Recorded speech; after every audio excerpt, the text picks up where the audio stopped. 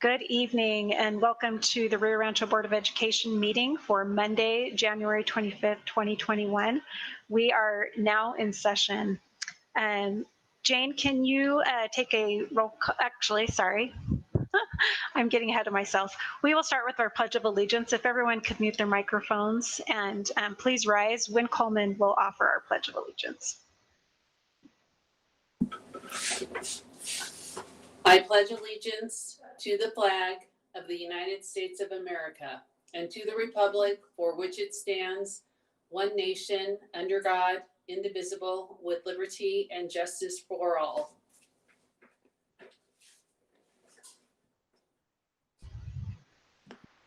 Thank you so much, Board Member Coleman. Okay, Jane, now can you take a roll call for us? Yes, I will. Madam President Galbraith, Present? Vice President Morgan, Present. Secretary Scott, Board Member Cullen, Present. Board Member Coleman. We're all present here. Thank you. Okay, thank you, Jane. Okay, we'd like to welcome everyone tonight to our meeting for the Board of Education. We'd like especially to welcome, we'll have a couple guests here in a few minutes that we'll be able to hear from, including some of the students from Cleveland High School. We'd like to welcome them here. Also, we have some teachers with us from Cleveland as well, from our STEM group. And we also have Rachel Romero, who we will talk to here soon from Target, that we will be giving her a big thank you for some wonderful donations that they've given us. But before we get to our commendations, we are going to start with some board organization tonight. Last week, we reorganized our leadership, and now we have the opportunity to reorganize with who we have as our Finance Committee Chair, our Finance Committee Vice Chair, our Audit Committee Chair, and our Audit Committee Vice Chair. And before we go and do that, I'm not sure if, Lauren Hatch, are you on yet? I'm not sure if he is able to get on. I'm definitely on. Hi. Lauren Hatch here.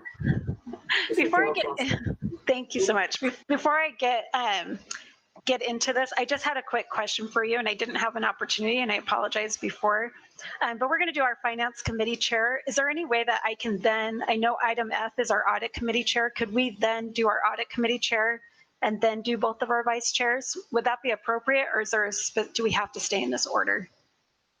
I think you can do it that way if the board, nobody's objecting on the board to do that. Okay. Okay, thank you. Would anyone on the board object if we did our Finance Committee Chair and then moved to our Audit Committee Chair and then did the Vice Chairs to those committees? Would that be okay with you guys? Okay, I'm just kind of looking at everyone's faces. Okay, thank you so much. So let's go ahead and get started. So the floor is now open for nominations for our Finance Committee Chair. Nominations for Finance Committee Chair.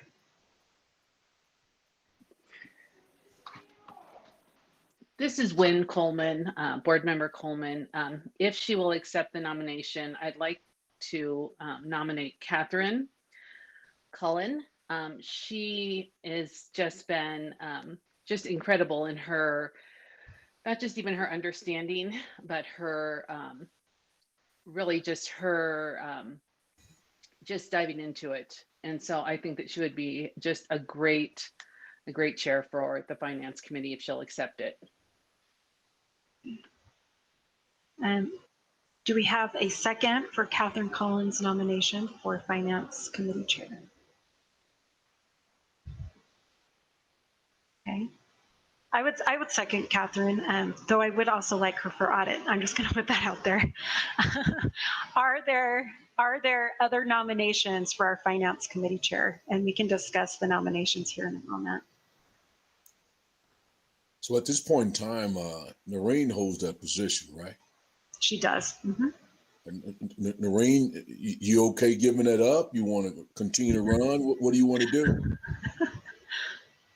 Jeff, you can nominate her and she can second it if she's interested in it. Okay. Well, I mean, and then we can discuss. I'm okay with that. Either way, it doesn't really matter to me. I just always want to at least reach out to the person who was in that role to see if they still want to keep it or not. That's all. Would you like Jeff to nominate her? No, that's okay.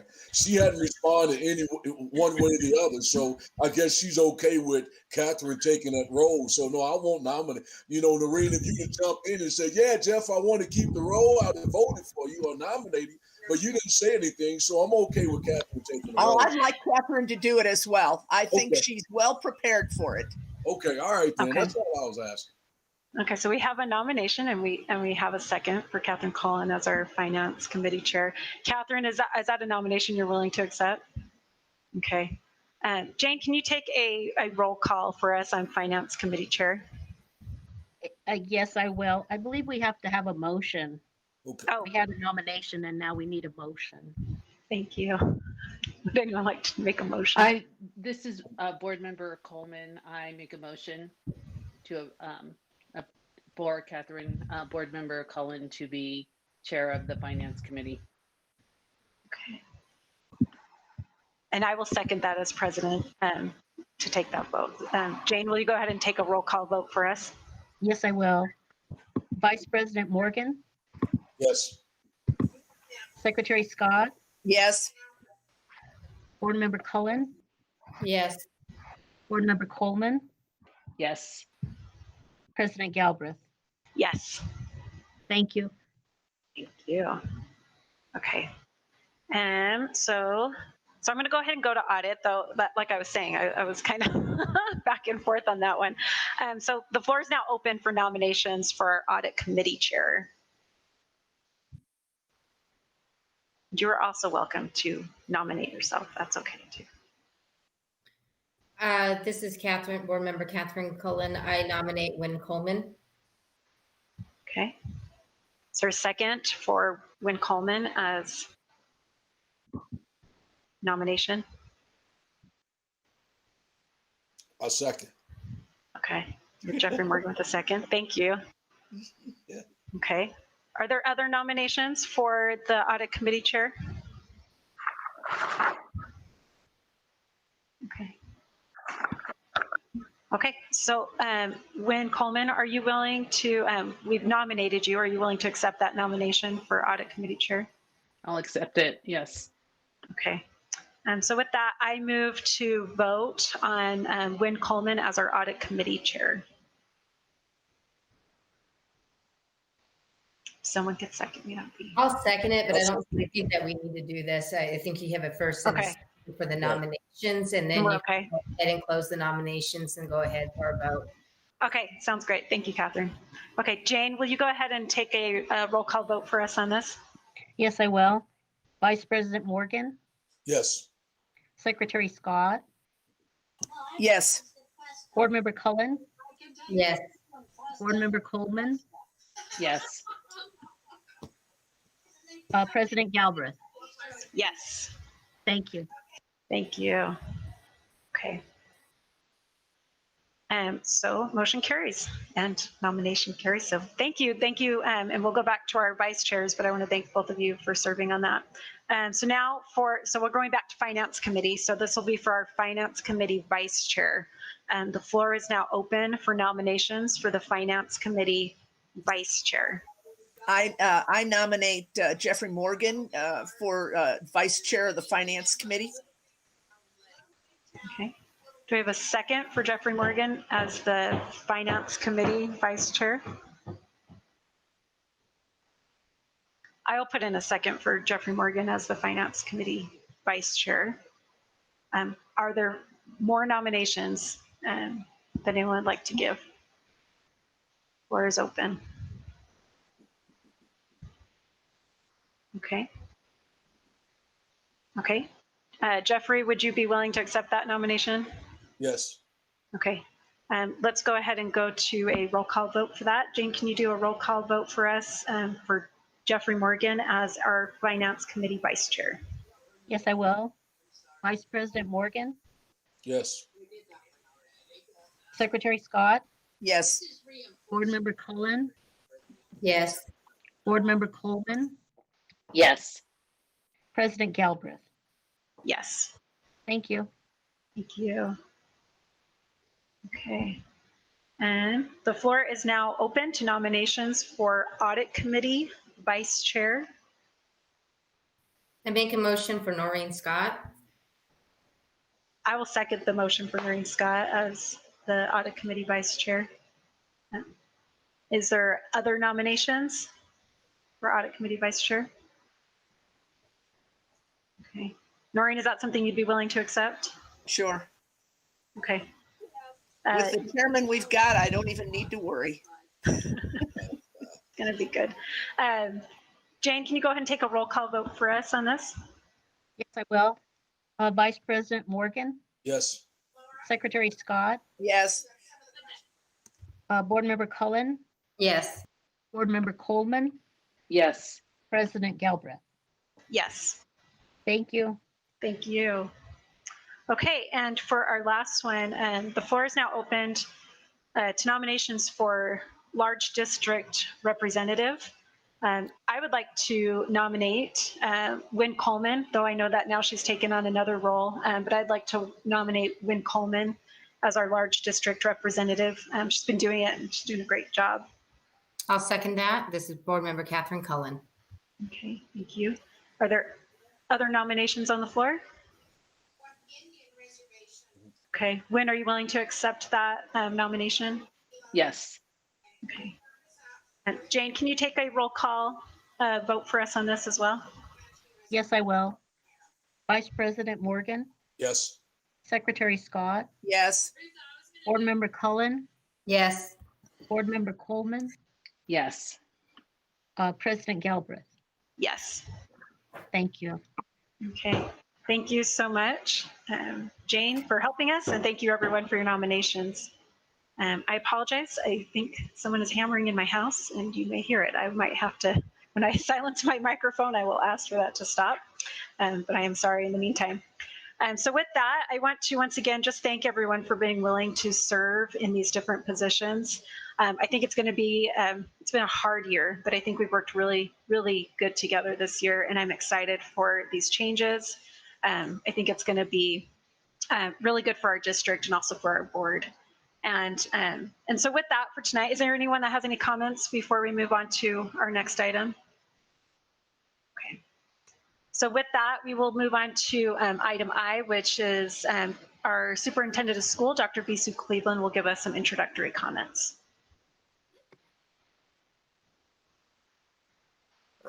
Madam President, I'm ready to give those comments. They're a little longer than sometimes because of some topics, and I'm quite willing to do it. I don't know if you would have an interest in going ahead and hearing the commendations of students that are waiting. I would be willing to go after them, but that's strictly up to the board, whether you want to follow the agenda order or give them an opportunity to be commended before that. So let me know which way you want to go, and I'm ready to go. Okay, I actually think that would be a really good idea. We haven't gone to approve our prioritized agenda. Why don't we actually do that now, and then we can discuss if we would like to move Dr. Cleveland's comments down, if you guys are willing to do that with me. So let's just go to that. Let's go to approve the prioritized agenda and proposed time allocations. I do recommend moving Dr. Cleveland's comments to after our students to our second commendation, if we can just do the items until our second commendation. And so I move to make that. Are there other discussions or thoughts on that? This is Board Member Coleman. I second. Okay, thank you, Board Member Coleman. Any other comments on that or any other changes that anyone sees? Okay. So I guess, so let's go ahead and, so the motion is out there to move Dr. Cleveland. Everything else will be the same, and we're going to approve the prioritized agenda with the changes of having Dr. Cleveland after our second commendation. And we've been seconded for that. And Jane, if you would go ahead and take a vote for us on that. Yes, I will. Vice President Morgan, Yes. Secretary Scott, Yes. Board Member Cullen, Yes. Board Member Coleman, Yes. President Galbraith. Yes. Thank you. Okay, thank you. Appreciate it. So with that, we'll move to public comment, and then we will do our commendations. Thank you, Dr. Cleveland, for being willing to move with that. So give me one moment to pull up my notes. So for our public comment, we received, I want to double check with Jane that nothing else came in. Jane, we received 15, correct? Yes, that's correct. Okay, I just wanted to make sure nothing else came in. So today we received, over the last few weeks, we received 15 public comments. We received, I'm going to just go through them generally. There's a lot that we can be grouped together, like there has been for the last few months. So first we have one from Jody Perry about changing our district calendar to align better with UNM's calendar. We heard from Denise Jimenez asking if there was a plan for the Old Shining Stars campus. Lauren Waits, she asked that our speech language, those students who meet with our speech language pathologist would be able to work with their speech language pathologist without a mask. So not the pathologist, but the students. We then heard from 12 individuals, Patricia Miscall, Brian Miscall, Catherine Elliott, Russell Elliott, Bridget Elliott Kramer, Mark Kramer, Will Kramer, Deborah Kramer, Jane Farr, Theodore Farr, Elizabeth Lind, Laura Jackson. All these individuals, these 12 individuals, asked that we would consider going back just to virtual only school for the time being. And that is our public comment. For those who are wishing to give public comment, please do so. You can go to our RRPS board page and submit your comment through the form that you will see on that page. And we appreciate receiving those comments. Okay, we will now move to our commendations for the evening, which is actually always my favorite part. I think I say that every time we meet. And we'll start with, tonight we have Rachel Romero, who's a team lead over at Target. If she is on, if she'd put her camera on for a moment so we can see her or say hello. Rachel, are you on with us?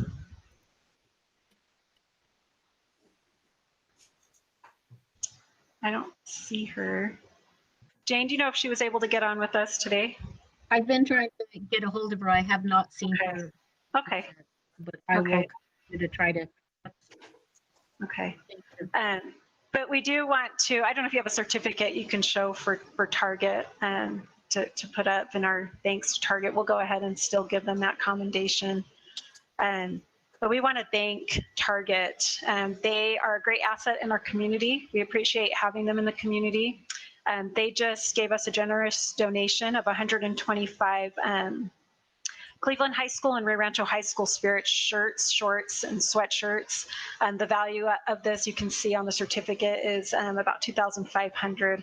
And we truly, truly appreciate them in our community and for them being willing to donate this to us. Our students will put that to good use. And so we appreciate having that partnership within our community of Rio Rancho. And so thank you, Target. And we're sorry that you weren't able to be on with us tonight, but hopefully you'll hear this and of course get that certificate. So thank you. Okay, for our next commendation, we have, I'm going to go ahead and let Renee Saucedo, our secondary school improvement officer, go ahead and present this, this commendation. Go ahead, Renee. Thank you. Madam President Galbraith, members of the board, Dr. Cleveland, it is my pleasure tonight to introduce you to a team from Cleveland High School who competed in the New Mexico Governor's STEM Challenge. It's an engineering design initiative where high school students imagine, design, and build projects. This year, the teams had to undergo many challenges and obstacles. These students and their sponsors have gone above and beyond in normally a challenging competition, but this year, of course, it was all virtual. This was the second year that Cleveland High School Storm presented a project in the Governor's STEM Challenge, and the second year that they actually won. Intel selected our Cleveland High School students as their winning team and therefore actually sponsor the team to bring their project to fruition.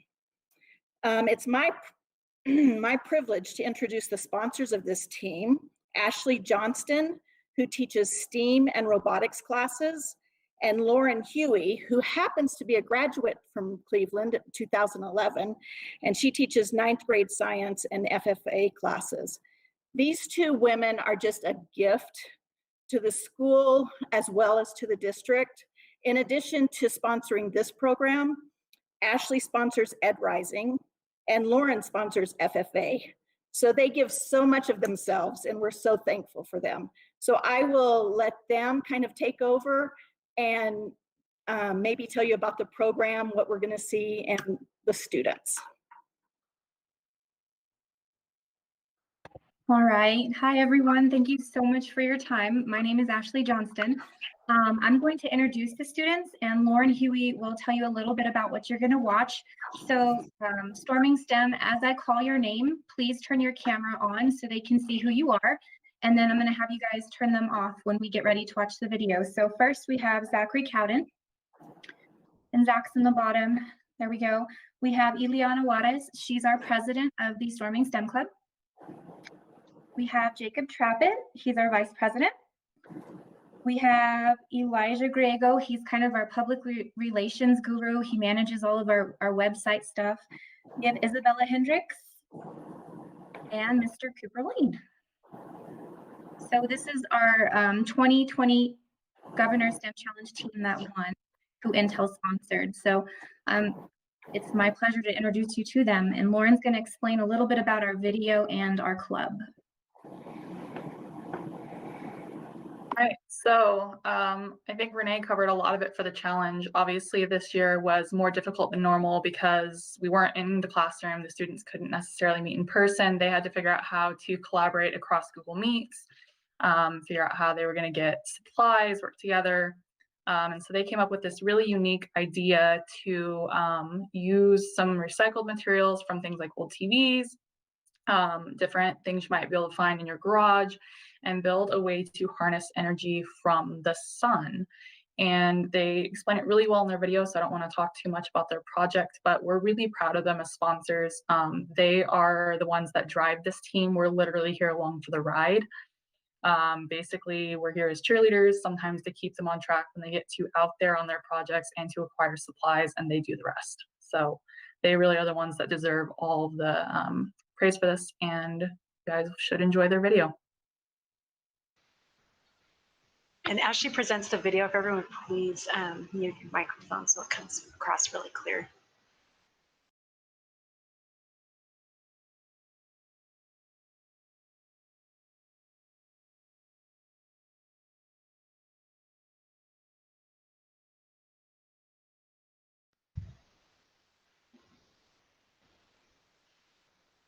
Jane, I'm not hearing the sound on it.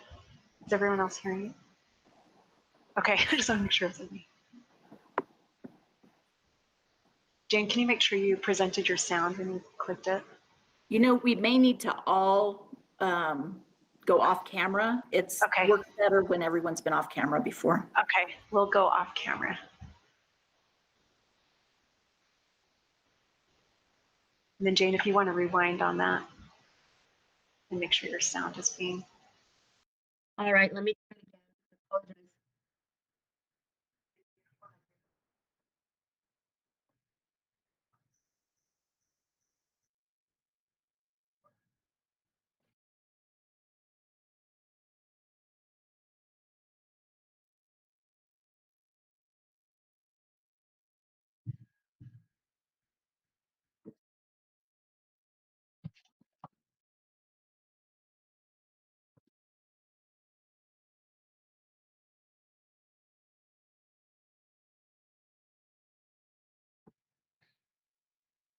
I'm having issues.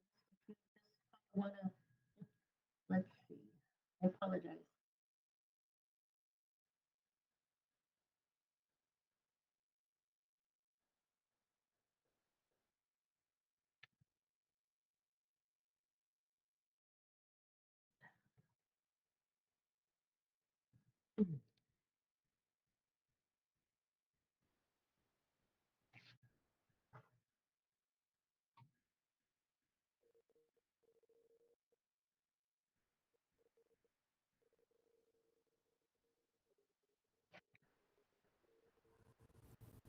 Hi, my name is Zach.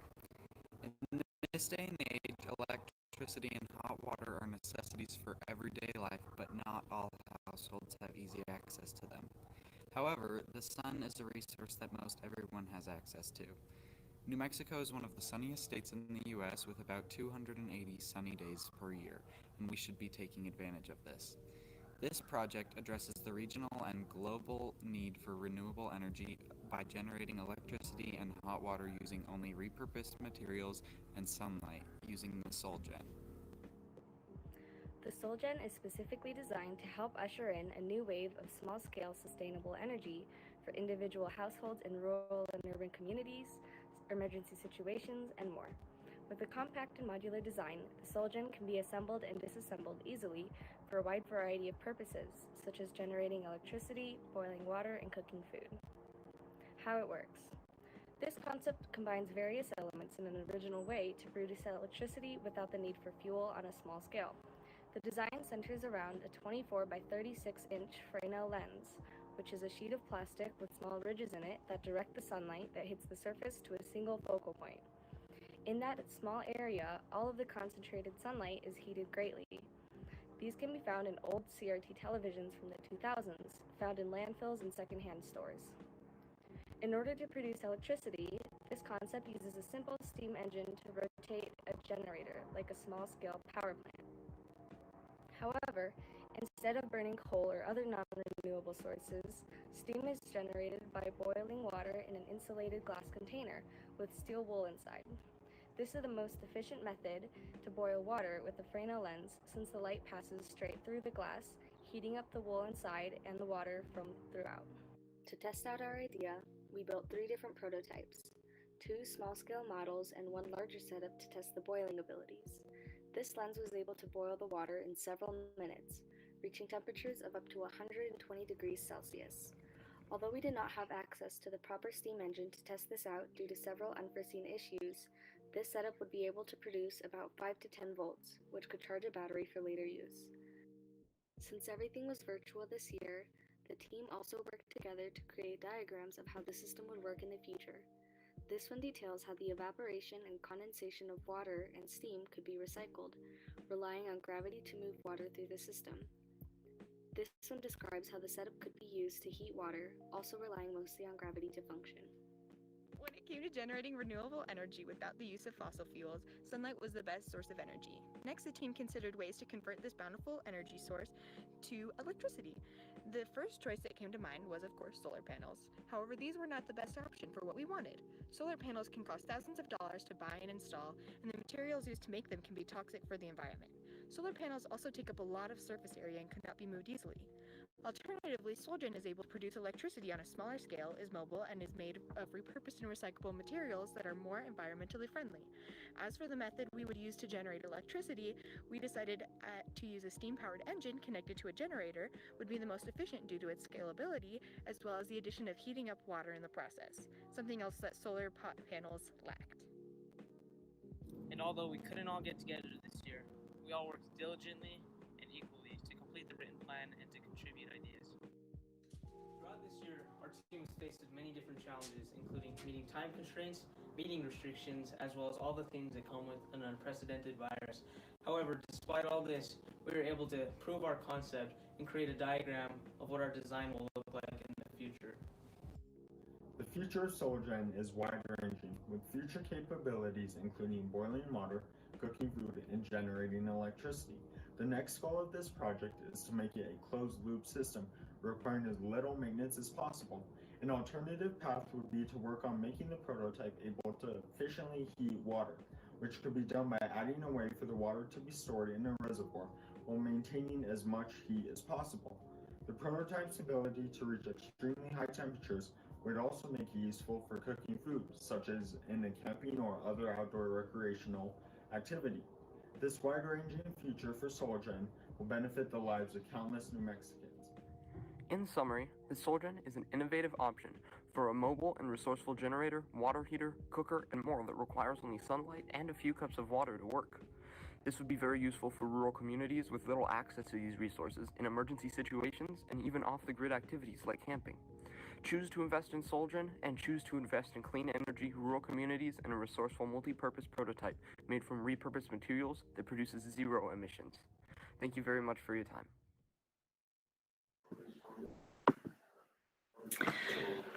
So, Madam President and Board, if you have any questions you would love to ask these young adults, I'm sure they would love to answer them. We stand for questions. First off, this is awesome. I just have to say, before we go over to our board, which I want to give you guys all a chance to questions and just comments and stuff, but I also want to let Dr. Cleveland have a quick moment to say a couple words, and then we'll go right over to our board.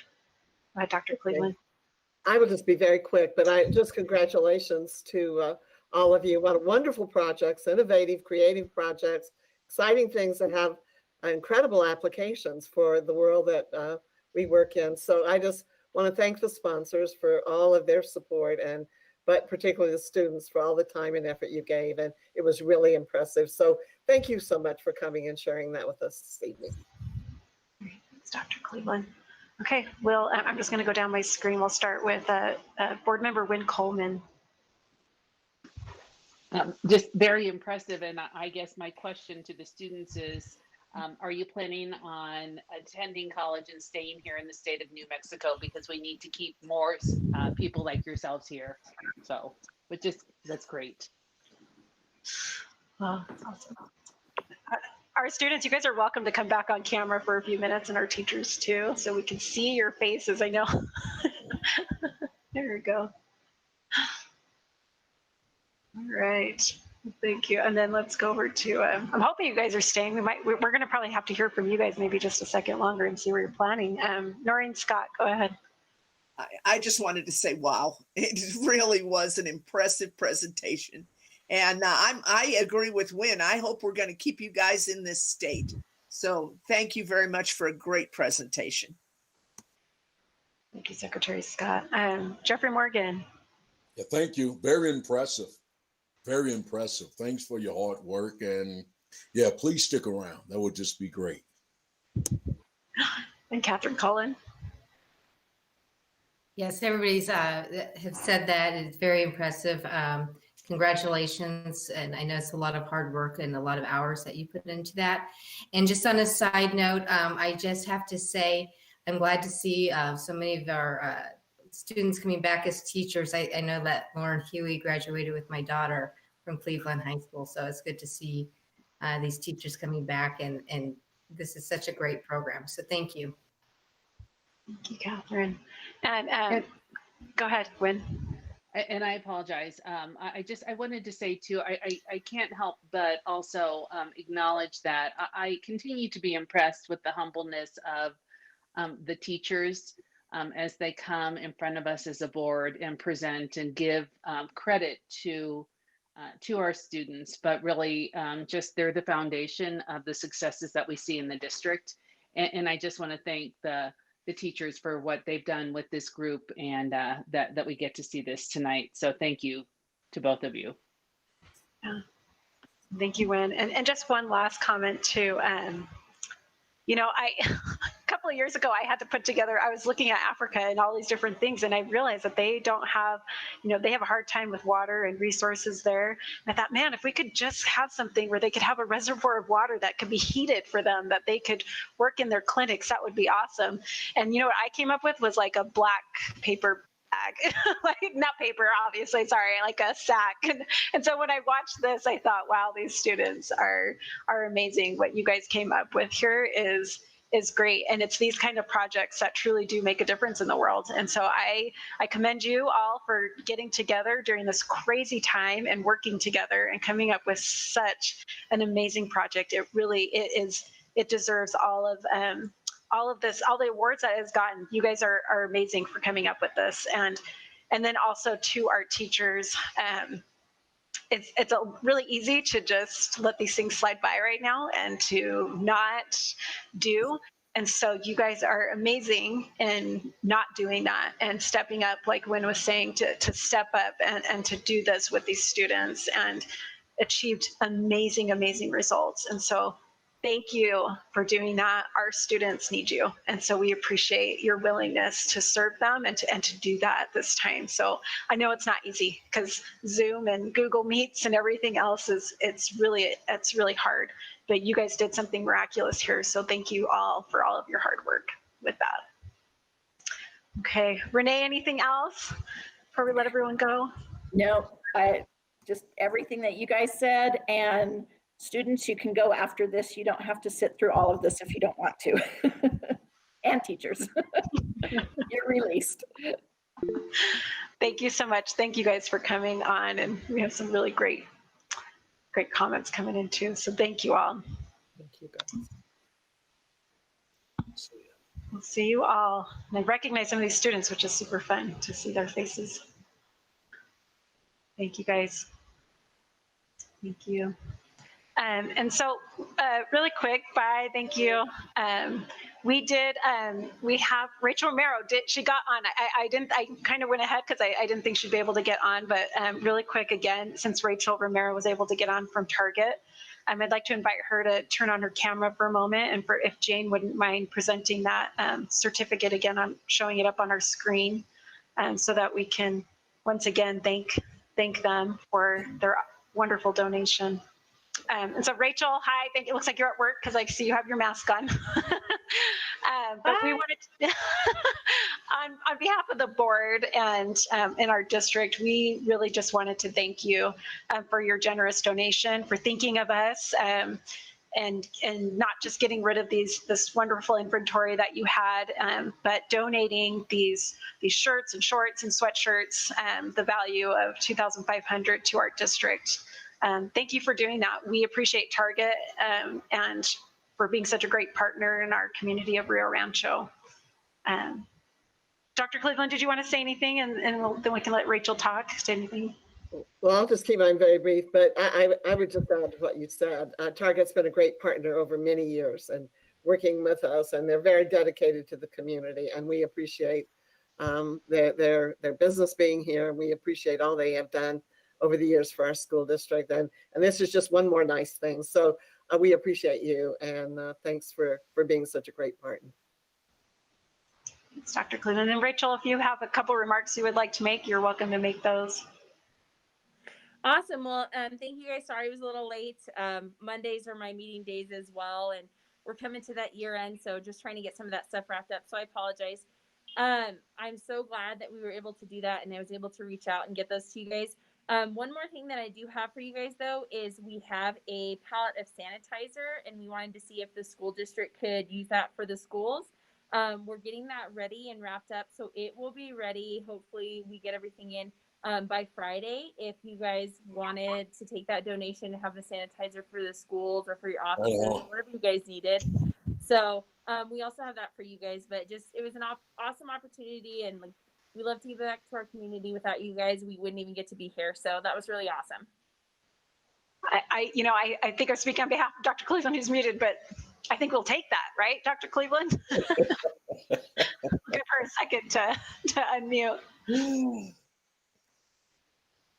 Maybe. She's still muted. You're still muted, Dr. Cleveland. Okay, there we go. Okay. Again, thank you, and that's wonderful and exciting, and again, we so appreciate your partnership with us, and that's, I guess, all I really have to say, except how much we do appreciate it. You know, when we're in really hard times, every little bit helps. Every little bit adds to our community.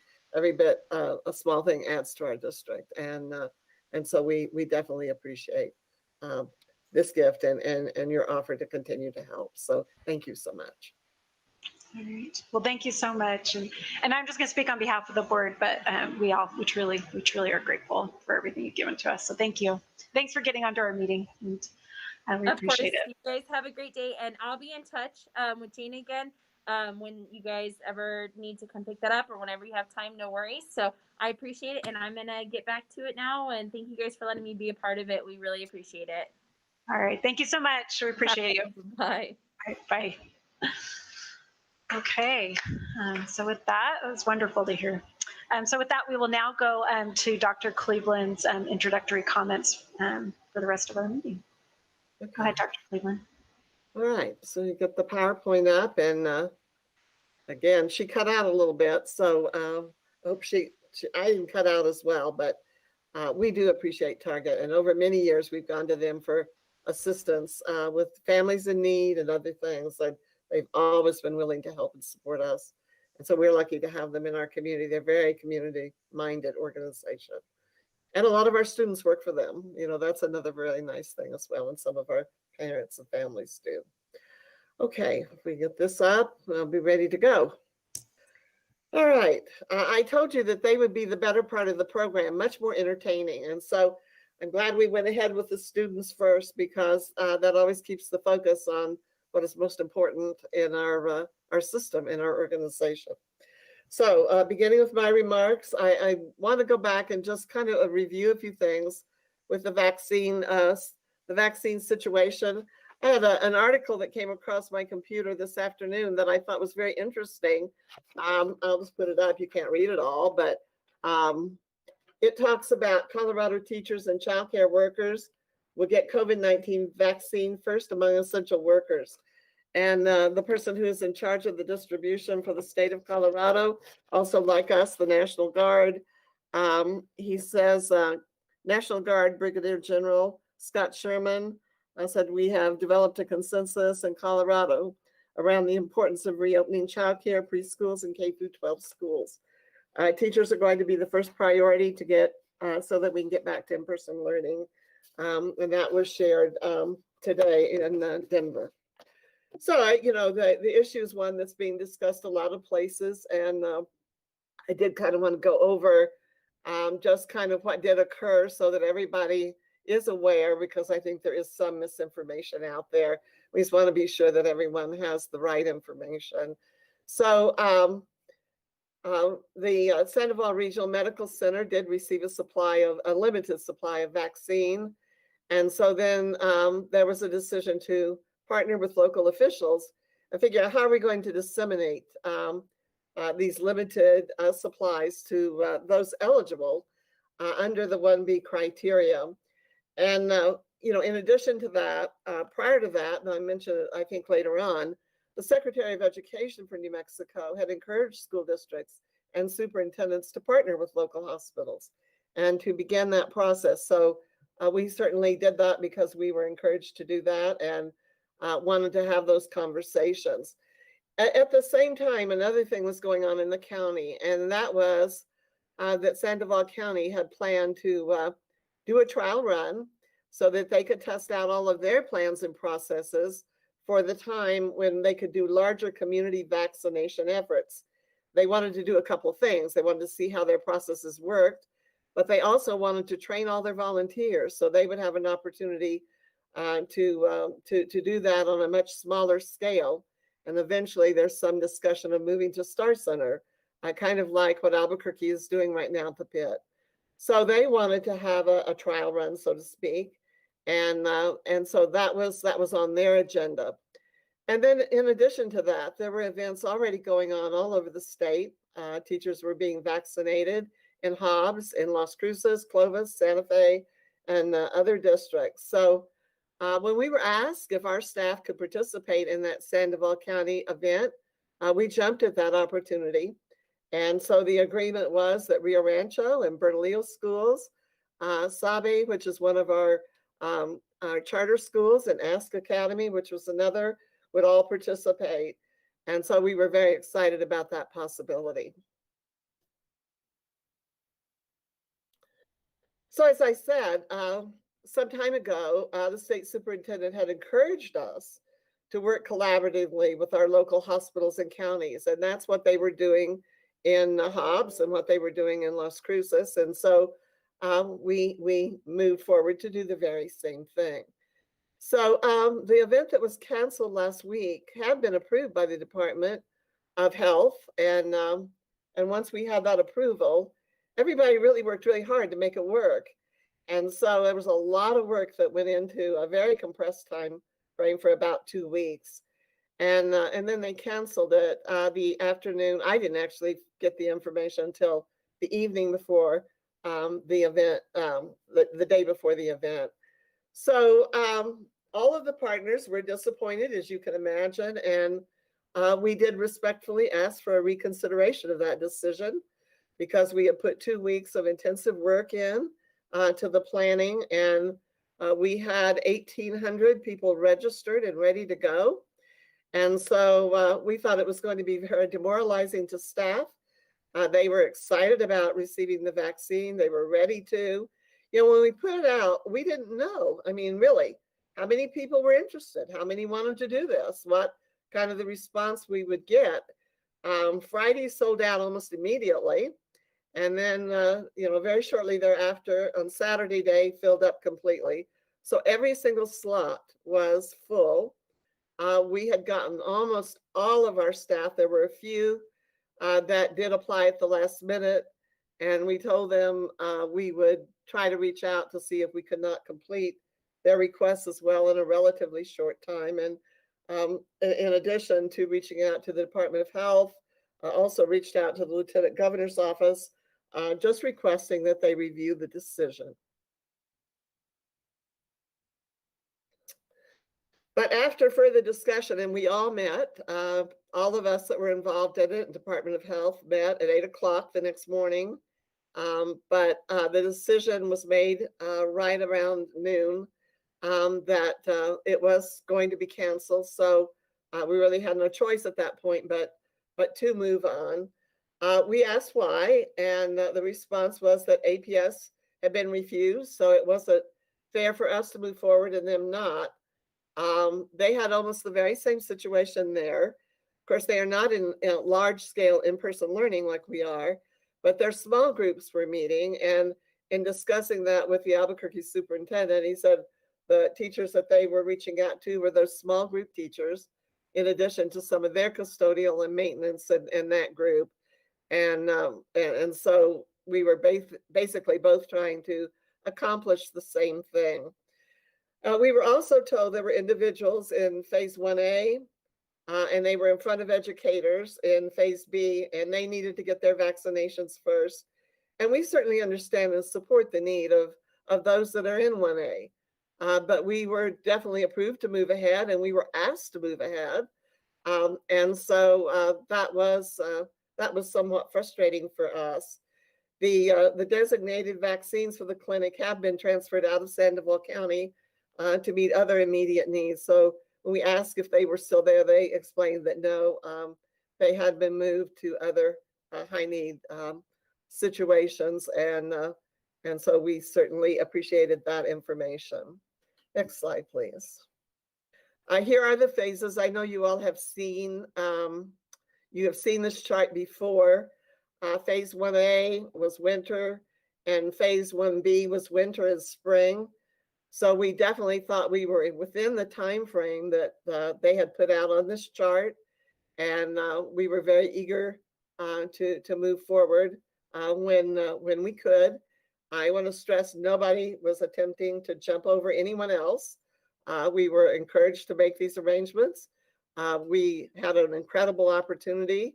That opportunity would have provided valuable training for Sandoval County. It would have provided training for the 64 volunteers. And so we thought it would have been a very good investment in terms of the future efforts. And we all want the same thing. We're all on the same page with that. We want to get as many people vaccinated as we can. And as like the article in the Denver Post, we definitely would like to see our students be able to come back to in-person learning, but also to be able to protect all of our staff.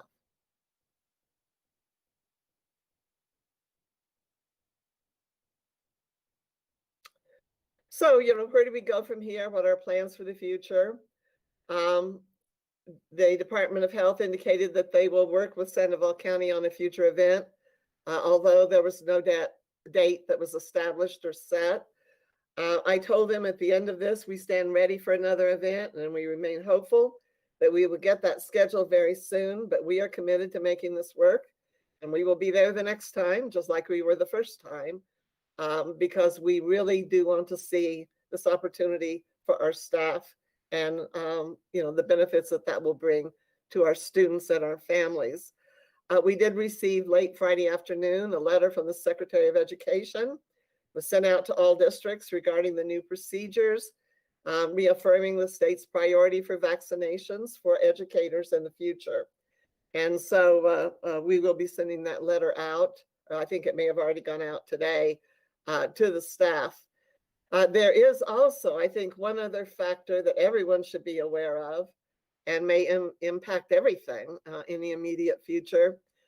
There is a growing concern that there's a shortage of vaccines now across the country. And initially it was believed that there was a reserve of vaccines that was to be released. But upon further investigation, apparently that stockpile did not exist at all. So the existing supply had already been distributed. So we will be in a situation waiting for the next shipment to come from the manufacturers. And I haven't seen, maybe some of you have, I haven't seen the timeline for when those next shipments are expected to be ready to be released. Next slide, please.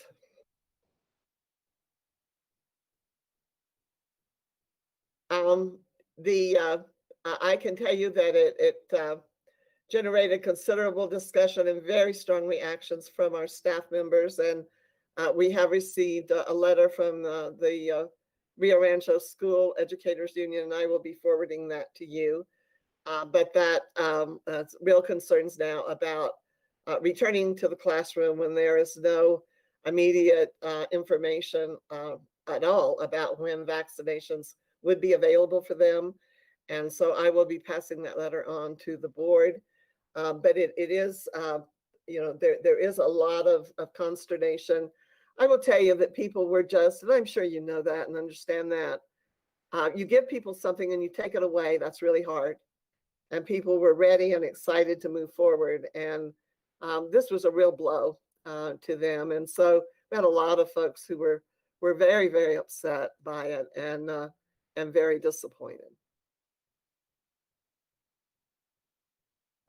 I think, the bottom line is what do we hope for? What is it that we would like to see? And I think that what we really hope for is that there is a fair and equitable distribution plan.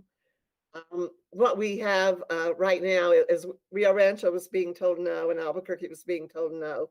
That very day, there were vaccination clinics going on in Las Cruces, which continued for a couple of days.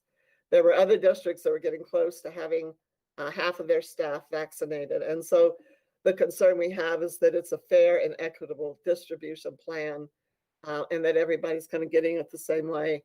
And we really do hope that the state will definitely act on the secretary's letter and word to prioritize our educators, very much like the state of Colorado has just announced. I hope that we will take the same path for our educators in New Mexico. Okay, next.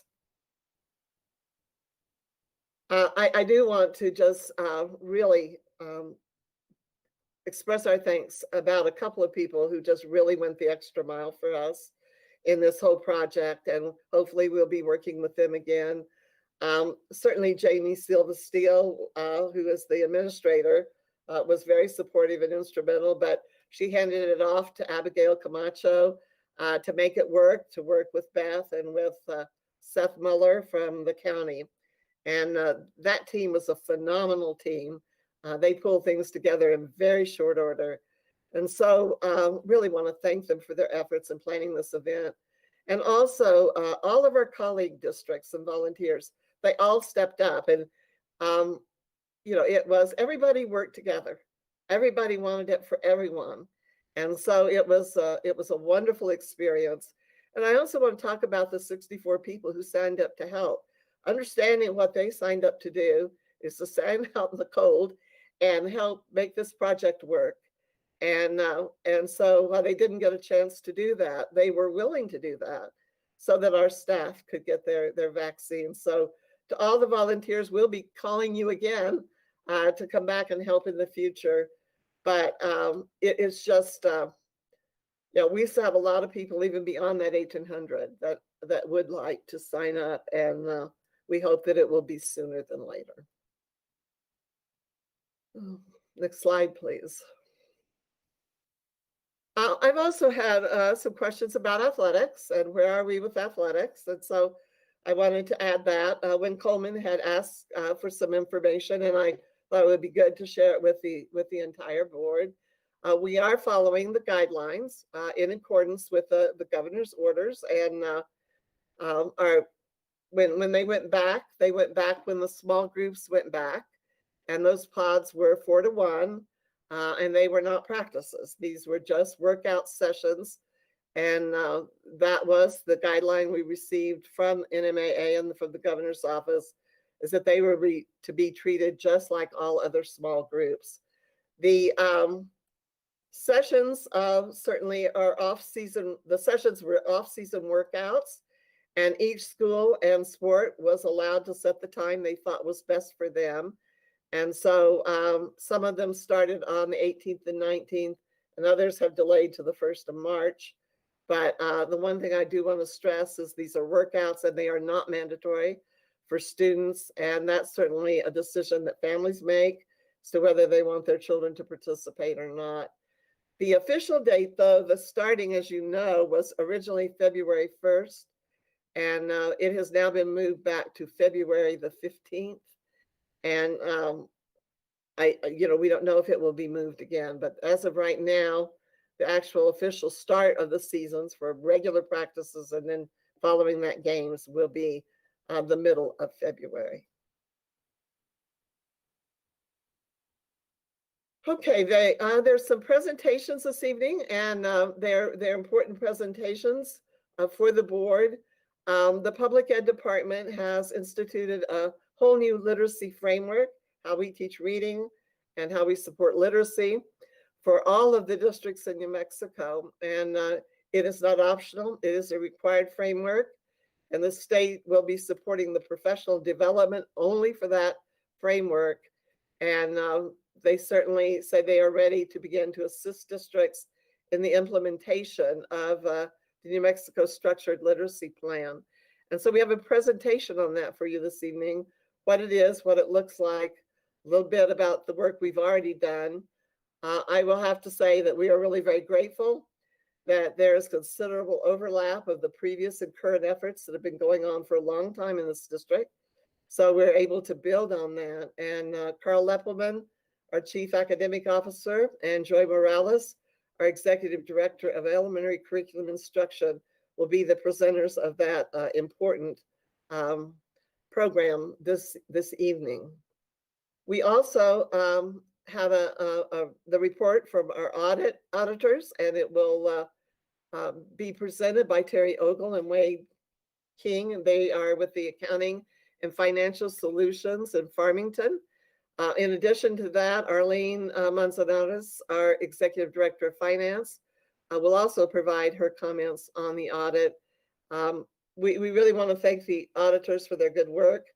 They've spent so much time and effort on this project, but so has the Rio Rancho Public Schools finance staff. And so for everybody who put in all those hours and have it ready for you to see this evening, we want to thank them.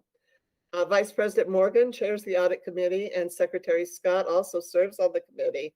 And I anticipate that they may also have some comments.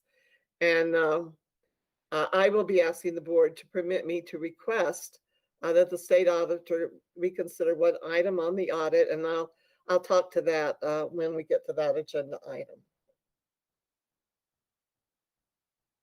Next slide, please.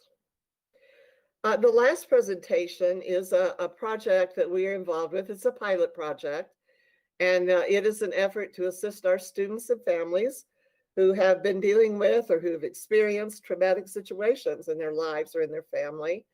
And the real purpose of this is just to improve and enhance the communication among the agencies who are dealing with the family in those kinds of situations. I can just give you an example of what we don't want to happen.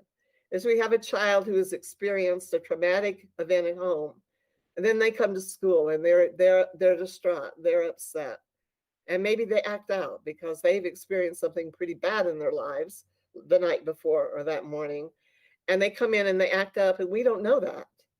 And so the reaction we have to that child isn't what we need to be, which is helpful and supportive or anticipating that. But the student is reprimanded perhaps for that behavior. And so everyone has come together in agreement. How do we support these families so that kind of situation doesn't happen? So when that child walks in the door, we're better ready to receive them and to provide the support and care that child might need. So Tana Burgos, our Executive Director of Student Services, is just going to describe the major aspects of the program. This is another great effort, and when everybody kind of came together to make something work, and our families and students will greatly benefit from that. And we've already taken care of the reorganization of the board, and so that's already done, and those results have already been discussed. There's another item. You had some public comment on those items this evening. We have had a considerable number of staff and community members, particularly parents, request that we revisit the school calendar as a result of the state mandating the extended school year. And so they have asked us to bring to you the possibility of dropping a couple of days on the calendar, 1 or 2, and moving the end of school from June the 7th, which is a Monday, and nobody wants to come back on Monday, and move that to the end of the week before. And the only way you can do that is dropping out one of the holidays that is in the current schedule. So Mike Chavez, the Executive Director of Human Resources, and Peggy Johnson, the Director of Human Resources, will present to you those proposals, but they seem to make a lot of sense to me. And our experience over the years is that if you come back on a Monday only, nobody comes back. So it's very hard to make the staff come back and the students show up. So they will present those proposed changes. And then Board Member Coleman has requested an agenda item and to discuss the vaccination clinic. So she will be leading that discussion of the board. And are there any other questions that you might have or comments on anything that I have presented in my remarks this evening? Thank you, Dr. Cleveland. Yeah, let me just go through the board really quick. Noreen, did you have any questions for Dr. Cleveland based off her presentation? Yes, you said that the vaccination dosage was no longer at Sandoval Regional Medical Center, but when I spoke to a county commissioner right after your notice came out, he told me that there were 2,000 doses at Sandoval Regional Medical Center ready to be distributed. So were they there at the time it was canceled, or was it canceled because they'd already moved them away? My understanding that I got in terms of the emails I received is they were moved after the Department of Health decided that the event could not move forward, and therefore they moved them. And I do have the email, and that source was a pretty reliable source that they were moved after that fact. And I think the fact is, if we couldn't do the clinic, I think there were probably needs somewhere else. But I don't know if Commissioner Heil has additional information or whatever, but that is the information that Beth and I both received. I think that we need to express in the strongest terms that educators need to be a priority in this process, and that education in New Mexico needs to be a priority. And we can no longer continue to partially educate our children when states around the country have had their children in school since September without a stop. In Ohio, in Indiana, in Southern Illinois. I've got economic development colleagues all over the country where their children have been in school throughout the time. Our children are falling behind, and this was an opportunity for us to get caught up. Thank you. And I'll just reply to one thing. We got some information the other day, and again, there's so much information out there, you don't always know exactly what's correct and what's not correct. But the information we received was that 30% of the children across the country are in-person learning, and 70% are not. So I don't know if those numbers were correct. The other piece that we got, though, that was really distressing to me was 1% of our people in our communities live in nursing home facilities, and 40% of the of the deaths came from there. And so that's just horrifying to me. So so I don't know if that data, Board Member Scott, is accurate or not. It came in one of our communications. But that being said, that doesn't change at all the point that you're making, is that we do want our children back in school as soon as possible. And we do want our educators protected as soon as possible. And we were so excited about this opportunity to get almost everyone who wanted the vaccine would have been able to have received it. I don't know whether other board members called the governor's office, but I did. And I think it's incumbent about for all of us in this community who feel strongly about this to express in the strongest terms to the governor's office the unfairness of this. And, you know, here soon as we talk, as Wynn Coleman will lead that discussion, we'll have more of an opportunity. So keep the passion, because we'll talk a little bit more about what we want to do to act on that in the meeting a little bit further down. So anything else, Secretary Scott? Okay. Jeffrey Morgan, did you have anything, any comments, like any questions for Dr. Cleveland based off of her presentation? I do not. Thank you. Okay, thank you. Wynn Coleman. Thank you. Dr. Cleveland, I know you had referenced, and I did have a question as a result of a conversation that I had with a family about NMAA. And are you saying that sports now have been changed to February 15th? Because I know still on the website, they have it broken down by different sports. And I think the first one starts February 1st. Has that, today, for example, has that changed and updated? The governor's office changed it, in my understanding, to February the 15th. And the NMAA also sent out a notice that it was moving from the 1st to the 15th. Larry Chavez is on I see him present this evening. Larry, do you want to add anything to that? Well, Dr. Cleveland, we are having another meeting tomorrow at 1 p.m. There's a board of directors meeting at 9 a.m. for the New Mexico Activity Association. Yes, it was moved from February 1, the start date of football, to February 15th, which would be the start date also of volleyball and cross country. Those are official start dates right now. We are just in the 4-to-1 workout phase. Just a reminder to our board members that our workouts are not being done during the instructional day. So between 7:30, or excuse me, 7:20 and 2:30, workouts are not being done. All workouts are done ending before 7:30 a.m. or starting after 2:30. There's nothing more that we can say other than, we're just kind of sitting and waiting to see when the governor's office is going to allow the New Mexico Activity Association to open up athletics for actual games and practices. So as of right now, we had an hour and a half meeting 2 weeks ago. I know it was almost no information for an hour and a half, but it's kind of frustrating for our coaches and our student athletes to continually have that carrot dangled in front of them and then pulled. Just as the vaccinations, our coaches were so excited about getting vaccinated and getting back onto the practice field and playing field, and then that got pulled, and plenty of coaches were pretty upset about it, not only not being able to see their kids in person, but getting back into the classroom. So it was disappointing also from an athletic standpoint.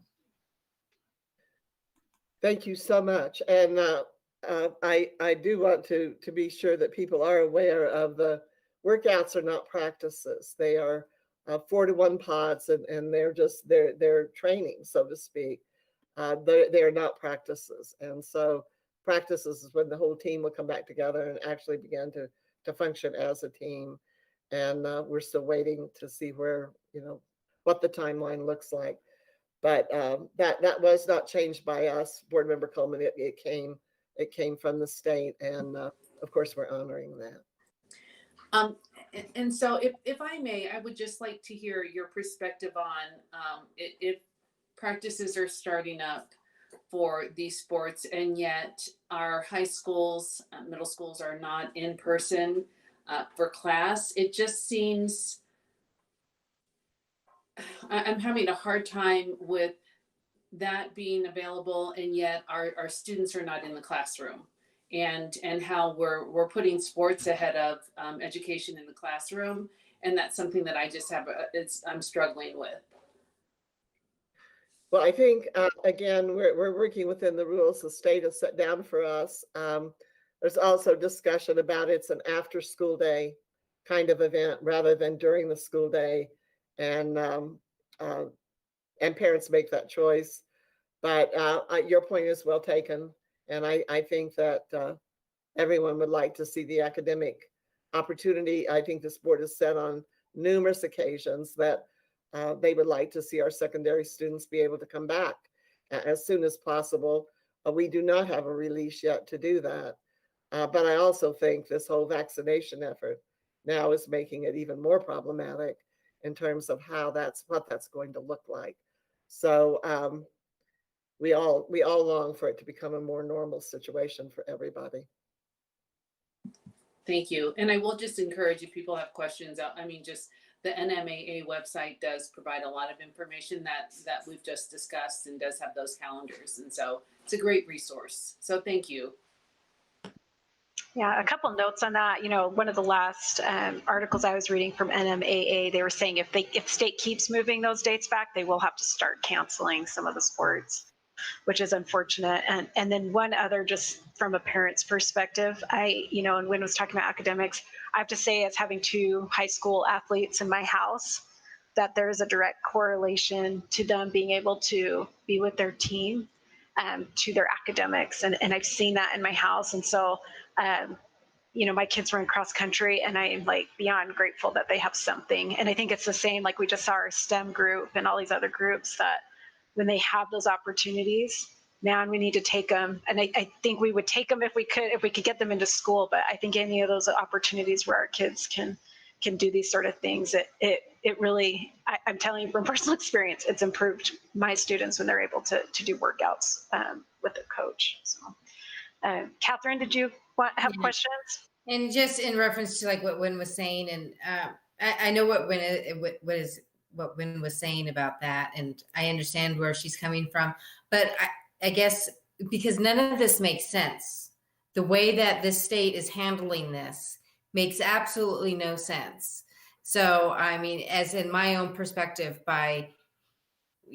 we have red and we can't open up some schools, but then we can open up others, and it's just so much misinformation and not understanding, especially with the 1B.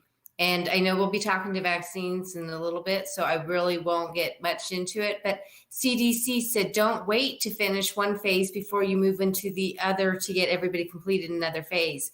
I mean, you need to be able to start going through. And we had an opportunity, and again, I'll talk about it later, but I'll just put this out here now. We had an opportunity in Sandoval County to vaccinate 1,800 people this last weekend. And I fully blame DOH for not allowing us to do this. And the whole thing is if it's not exactly on their timetable, and I don't begrudge anybody else getting their vaccine, we should be getting vaccines to everybody. And those 175 and older, and the ones that have medical issues, yes, they definitely need to get vaccinated. But we had an opportunity, we were ready, and you allowed us to waste 2 weeks of the school districts, the county, and the hospital's time trying to get this put out. And you had an opportunity to do a run through of mass vaccinations so that we can get it into Sandoval County. I'd like to know from the state how many people have been vaccinated in Sandoval County, because you just sent it down to Bernalillo County. I know they need them, but we need them. We need to be vaccinating Sandoval County. How are all these other counties able to vaccinate their people? And how many have we done that in Sandoval County? You had a great opportunity. You missed the ball. This is for DOH and the governor. And we have teachers that need that. We need to get them back in the classroom. They need to be prioritized just with a lot of the others. We need to get these. This was a disservice. If you made a mistake, then fine. Own up that you made a mistake, but you should have kept it going and allowed them to do it when exact same weekend we see other school districts doing it. And I don't begrudge them for having the vaccination at these other districts whatsoever, but they should have continued with both APS and Rio Rancho Public Schools. We are in hybrid learning. They should have counted that and said, okay, we need to get them in, and especially the ones that are in with the small groups. If they wanted to say, don't do the mass one, limit it to these ones, then maybe we could have looked at that. But instead, they pulled the plug, and it's very irresponsible of them. So sorry, I got a little carried away on my vaccination. I'll probably do that again here in a few minutes. So thank you. I wholeheartedly agree with you. Me too. Okay. Dr. I Cleveland, do want to just add one thing, and I do appreciate Board Member Cullen raising that point. And I did not, but it's one of the most important points, I think, was that we were one of the leaders in in-person learning. And so I think it is a little different situation in terms of urgency. We want all to, but certainly those that are in person learning, and I have heard from several other districts say, those that were in person should have been given some preference because of that. And so it's kind of a disappointment. But thank you so much for bringing that point up. I did not bring it up. Okay, well, thank you. Thank you, everyone. And like I said, keep the passion because we're going to discuss it here in just a little bit. I think like you guys, I honestly woke up the next morning at like 5 a.m. It was just going through my mind of everything I would say. And again today, and it's very disappointing, but we will have an opportunity to speak more about that in a few minutes. So thank you, Dr. Cleveland, for your remarks for tonight. We appreciate you doing that for us and kind of going over the meeting as a whole as well, and to touch base on some of those really important matters that are happening in the district. So we appreciate that. So we'll move now to our reports section, and we have our first one. This is the audit, the 2020 audit presentation. And as Dr. Cleveland said, we have Terry Ogle here, Wade King here from Accounting and Financial Solutions, and also we'll be hearing from Arlene Manzanares, our Executive Director of Finance. And as we go through this too, even though our audit, we just changed those, we'd also like to hear, of course, from Jeff as we get towards the end of this, who has been sitting as the chair of that, and Maureen Scott. So I will leave it to you all now to go ahead and present that. Good morning, good afternoon. This is Terry and Wade with Accounting and Financial Solutions.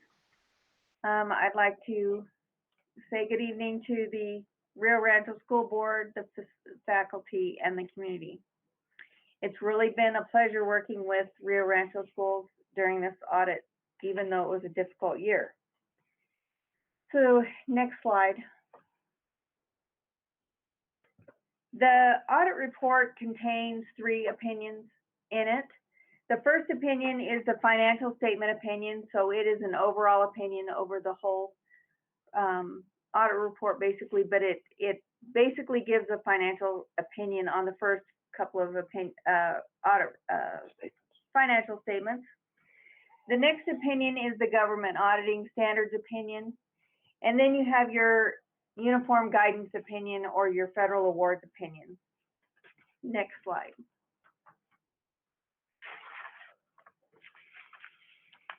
So your audit report has an unmodified opinion, which previously was unqualified.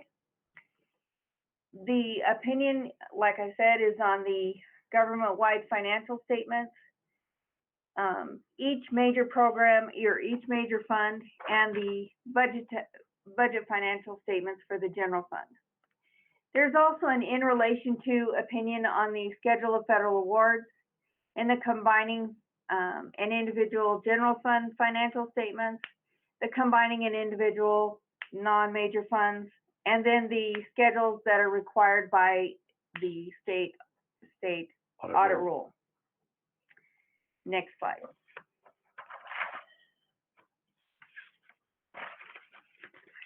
Found my problem. Matters in relation to the Yellow Book and other non-compliance, it comes in two parts.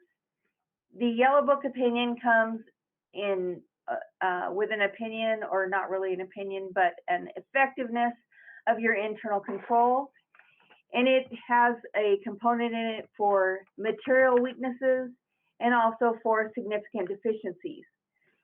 The second component to the Yellow Book or the Government Auditing Standards opinion is a compliance portion, and that portion consists of compliance issues and whether or not you're in compliance with the state audit rule. There was one finding that was a significant deficiency, and 3 findings that were in other matters, which means that it's not really a material. It's not a material item. It's not a significant deficiency. It's a reporting item to be in compliance with the state audit rule. There's a couple of requirements there that is required, and so that is more of a reporting. So when we get to those, I'll go into a little more detail. Next slide. The single audit opinion is also an unmodified opinion. It basically tells you which major programs that we audited, and we audited Title I and USDA commodities. And there was no, and these items were audited because there wasn't an audit in those programs in the last 2 years. That does not mean that I audited every single expenditure in those funds. We do a random test, so it is still random, and so we do some compliance testing there. The audit comes with 2 portions, or the opinion comes in 2 portions. The first one is on internal controls, and then there's one on compliance. There's not really an opinion rendered. It is on the effectiveness of internal controls. There was no material weaknesses.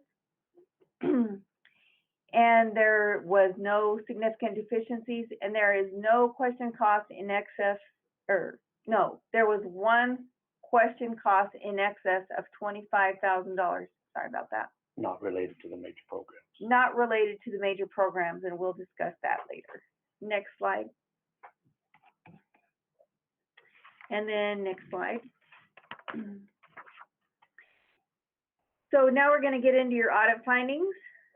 Material weaknesses, so you kind of have some idea of what each section is. A material weakness has the potential to allow a material misstatement in the financial statements to occur and not be detected or corrected. And we didn't have any of those. And the material misstatement would cause the financial statements to be misleading to the reader of those financial statements. Whereas a significant deficiency is less severe than a material weakness, but warrants attention. Errors could occur and not be detected or corrected, and alone not likely to cause the financial statements to be misleading, but in combination with other things, it could be material. It could elevate to a material weakness. And then the other section is non-compliance. Other non-compliance, which are matters relating to state audit rules. And other state regulations. And other state regulations. Next slide, please. By the way, as we're going through this if you are looking at your audit report, the report page number is listed up in the upper right-hand corner, so just in case you wanted to look. The prior year audit findings, we had some that were resolved. The first one was internal controls over budgetary expenditures. And that was due to last year's property taxes. There's a portion that the county keeps, and that's 1%, and they did not budget enough in one of the funds for that. Then we had a background check that was missing last year that we couldn't find or that wasn't found. And so those two findings were resolved. And then we have prior year findings that were not resolved, and that is the internal controls over student activity funds. And we will get to that later. Next slide, please.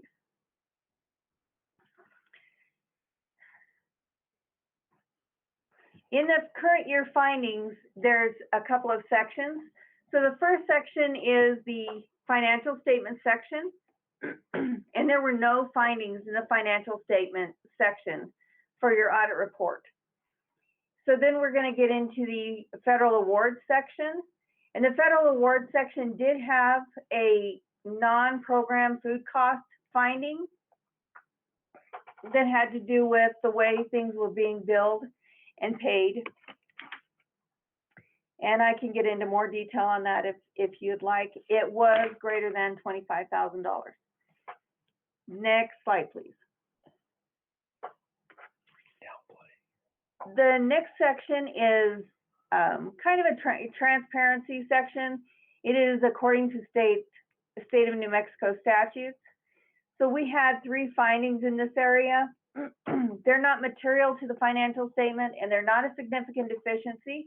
It's more of a reporting so that the board knows that it is there and other people, but it's not material or anything. It's a state auditor mandated. And the state auditor mandate is that anything greater than $1 or even $1 would be reported in this, well, in any section, but in this section especially. So the first finding that we gave you was over internal controls over the student activity funds. Last year, it was a significant deficiency. This year, it's been moved down to a state statute because it was improved on that your segregation of duties was improved on. The reconciliation is done by the admin office instead of the people who are making the deposits. And there's a timeliness of deposits. The reason why this one had to stay is because there's a 24-hour rule, and so the deposits that were later greater than 24 hours did not make it to the bank in more than 24 hours, so it caused this audit finding. So you can see how that's not it wouldn't cause a financial statement problem. It's just a keeping in compliance with state law. The next finding is on I-9s. There was one I-9 that was missing. And this one is reported mostly because it is required by law. And there is a penalty if you happen to not have the I-9s completed correctly. There's a $2,000 per instance fine for I-9s. So we try to keep an eye on that and keep the school aware of those kind of things to keep them in compliance. The next one is the anti-donation requirement that the state has. The money spent by the district must be for the benefit of the school. And also, the school is required to not donate funds to a not-for-profit. Not supposed to enrich a not-for-profit or public company. Not supposed to enrich a not-for-profit or public company. You got to get specific on that. So we'll go on to the next slide, please. And the next slide. So now we're going to get into the district's highlights for different things that happened during the school year.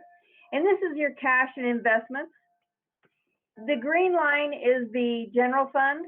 So you can see that the general fund, last year you had about 19.2 million. And this year you had 18.7 million at the end of the school district. This is a stop in time. So it's at the end of the school, at June 30th. And then the general fund or the other funds is the red line. And you can see that in 2019, you had 43.1 million. And at the end of June 30th, you had 21.9 million.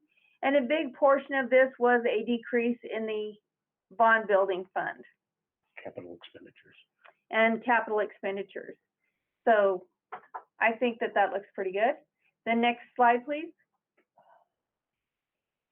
The general fund, okay, so this is the money that the general fund is loaning other funds as of June 30th. So last year, the general fund was loaning to other funds 3.4 million. And at the end of as of June 30th, the general fund loaned out 1.9 million. So it was a significant drop, which means that you were getting your fund, Department of Ed, and other sources in a timely manner. Just explain that those funds are reimbursement type grants, so they always fund deficits. Those funds are reimbursement type grants. So it is a because it's a reimbursement, you put the money out in the general fund, and then the state or whoever gave you the grant reimburse you for it. Next slide. This is the revenue versus expenditures. So the green line is your revenues. And so the district from last year, you had $184.1 million. And at the end, and during 2020, you had $202 million. And then you can see your expenditures for the same timeline. So you had $193.6 million in 2019 and $243 million of expenditures in 2020. And the biggest portion of that was due to capital outlays, $45.2 million in capital outlays. Next slide, please. This is kind of an interesting thing. So what we did was we took the student count, your 20-day count, and we compare it for 2019 and 2020 for revenue and expenditures. So you can kind of see where your revenues were and how much your revenues are per student, and your expenditures and how much your expenditures are per student. So in 2020, you had 17,212 students, and you had $202 million in revenue. So that's $11,771 per student in revenue. And same thing for expenditures, you had $243 million in expenditures. So that's $14,118 per student in expenditures. Again, that includes capital outlays. Again, that also includes capital outlays. Next slide. This is your capital outlay sheet. The green is the capital outlays per year, capital assets per year. So you can see that last year you had $471 million in capital outlay, and there was a significant increase of $516 million. And then the red is the accumulated depreciation for those capital assets. So you can see that you had $145 million in accumulated depreciation in 2019. And in 2020, you have $153 million in capital assets, or accumulated depreciation, sorry. Next slide. So this is your long-term debt, which is for the capital assets. So it's kind of interesting to put that after the capital assets, so you can see how they tie together. And so in 2019, your debt is kind of staying consistent. So in 2019, you had $1.6 million in long-term debt and $14.4 million in debt that you were going to pay in the next year. And then in 2020, you have $106.5 million in long-term debt and $15.2 that you're going to pay in 2020. So it's kind of staying pretty even because you do some refinancing and stuff like that in there. Next slide, please. This has to do with your pension and OPEB liabilities. So what it basically says is your net pension liability, which is the first section, in 2000. It says 18, it should be 19. 2019, your pension liability was $360 million, and it dropped significantly in 2020 to $236 million. And that drop was due to a change in percentage. It was not because somebody just really ramped up and funded that. It's a percentage change in one of their assumptions. Present valuing. In their present valuing. So then you have the same thing in the OPEB liabilities. You can see that your liability in 2019 was $92,075, and it dropped to 61.45 Apologize for the years being wrong. and I apologize for the years being incorrect. Next slide, please. So then we're going to talk about your future concerns. One of the big things that we have been talking about is GASB 84. We've been talking about it with, we talked about it last year, and we're talking about it because it got extended with GASB 95, extended the implementation date. So GASB 84 is now rolled into the effective year of June 30th, 2021. It has been discussed with the staff and sponsors, and it has to do with the 23,000 account funds, and whether and there's a good chance that they could become a major fund in the audit because it's a large dollar value. And the staff has to go through and identify which funds are fiduciary and which ones are going to be reported as governmental. The next GASB that is coming up is the leases. It was also rolled forward in its implementation date. And so its implementation is also going to be June 30th. So this is going to be a busy implementation in the next year.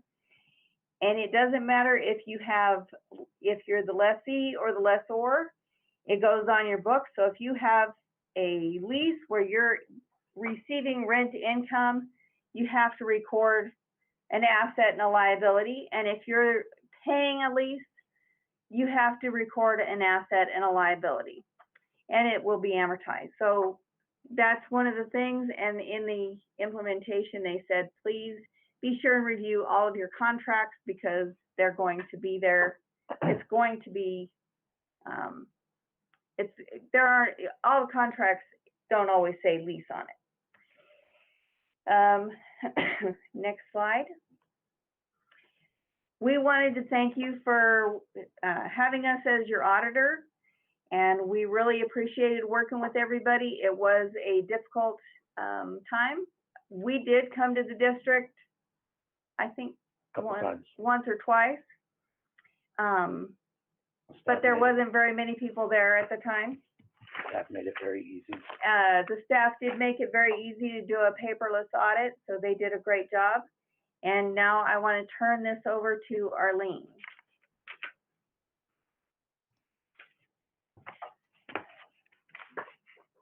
Good evening, President Galbraith, members of the board, and Dr. Cleveland.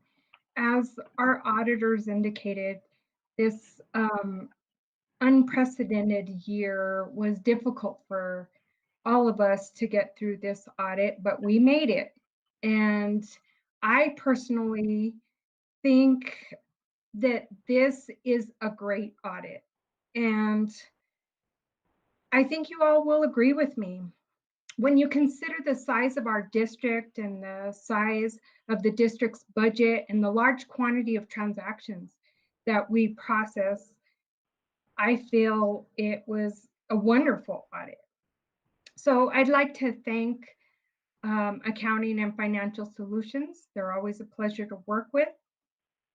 And our wonderful finance team, as Dr. Cleveland said earlier, the whole team is awesome. I feel so fortunate to be the leader of this team. They work so hard. And I would also like to thank the administration and the audit committee for all their hard work and support. Also, I want to reassure the board that we are always working to be better and to improve our process and procedures. And with that said, we are open for any questions from either the auditors or if you have any questions for me. Thank you, Arlene, and, and our auditors. I want to let Jeffrey Morgan kind of go first if he has anything about the process or just any questions that he might have. You know, board, this is Jeff Morgan. I don't have any questions, but I just want to echo what Arlene said. The auditing company, Accounting and Financial Solutions, have been very helpful. When I first started sitting in on these meetings, I don't want to say I was totally clueless. I had an idea, but they really opened my eyes to better understand the information that they were providing for us. And I really like the fact that they just didn't tell us a lot about this stuff. They actually came behind with explanations to make sure that we really understood what they were saying, because there was a lot of things early on that I had no idea about, but they did a fantastic job at all times making sure we understood what some of the acronyms meant, why they were doing what they were doing. So to Accounting Financial Solutions, thank you so much. Elaine, thanks for you always being there, just in case we had questions. But I really appreciate all the hard work that these guys have been doing. So thank you. I appreciate that. Thank you. Thank you, Vice President Morgan. And then Noreen Scott. Yeah, I would like to echo some of the things that Board Member Morgan said, but also I would like to say that, you know, this being my first year on the board and jumping into the audit committee, I really appreciate the amount of time staff took to explain the complexities of this budget. And I echo what Arlene said. When you look at the number of transactions and the amount of money, to have these few findings is really impressive. And I feel very good about this audit. And I would like to compliment staff, because this kind of a clean audit does not happen without a lot of hard work. So I really compliment you, Arlene, and the whole team. Thank you. Okay, thank you. We'll go up to Wynn Coleman. No, and thank you. I sat on the committee last year, and what I've really appreciated is the transparency and the thoroughness that the board has been able to receive in this process. So, but thank you. Thank you, Wynn. And then Catherine Cullen. Thank you. I really don't think many questions. I think this is a great audit this year. And I know that student activity funds is certainly a work in progress that we have to continue to work on. It's a big undertaking. And then the other one that I have a question for, I know Dr. Cleveland's going to be bringing up later on in the meeting. So I'll discuss that at that time. So thank you. Okay, thank you, Catherine. And I don't have any more questions either. I want to also echo the gratitude for going through this, and gratitude for our district for really just looking at everything and making sure that we're doing things the right way. And thanks to our auditors for putting forth the work and effort to get this audit done for us. So thank you. And before we end, Dr. Cleveland, did you want to remark on anything with the audit at this time? You're muted, Dr. Cleveland. I can't get unmuted. I keep pushing the button and it doesn't. I just wanted to, again, express my thanks to everyone who worked on it, especially for Arlene. There's just tons and tons of work, but there is a great team back there and they just get the job done. The one thing I wanted to add a little bit about is this ongoing pension issue in New Mexico is really problematic. And you see the amount that we owe out of that with no control over it or no say or any, you know, it's just very frustrating.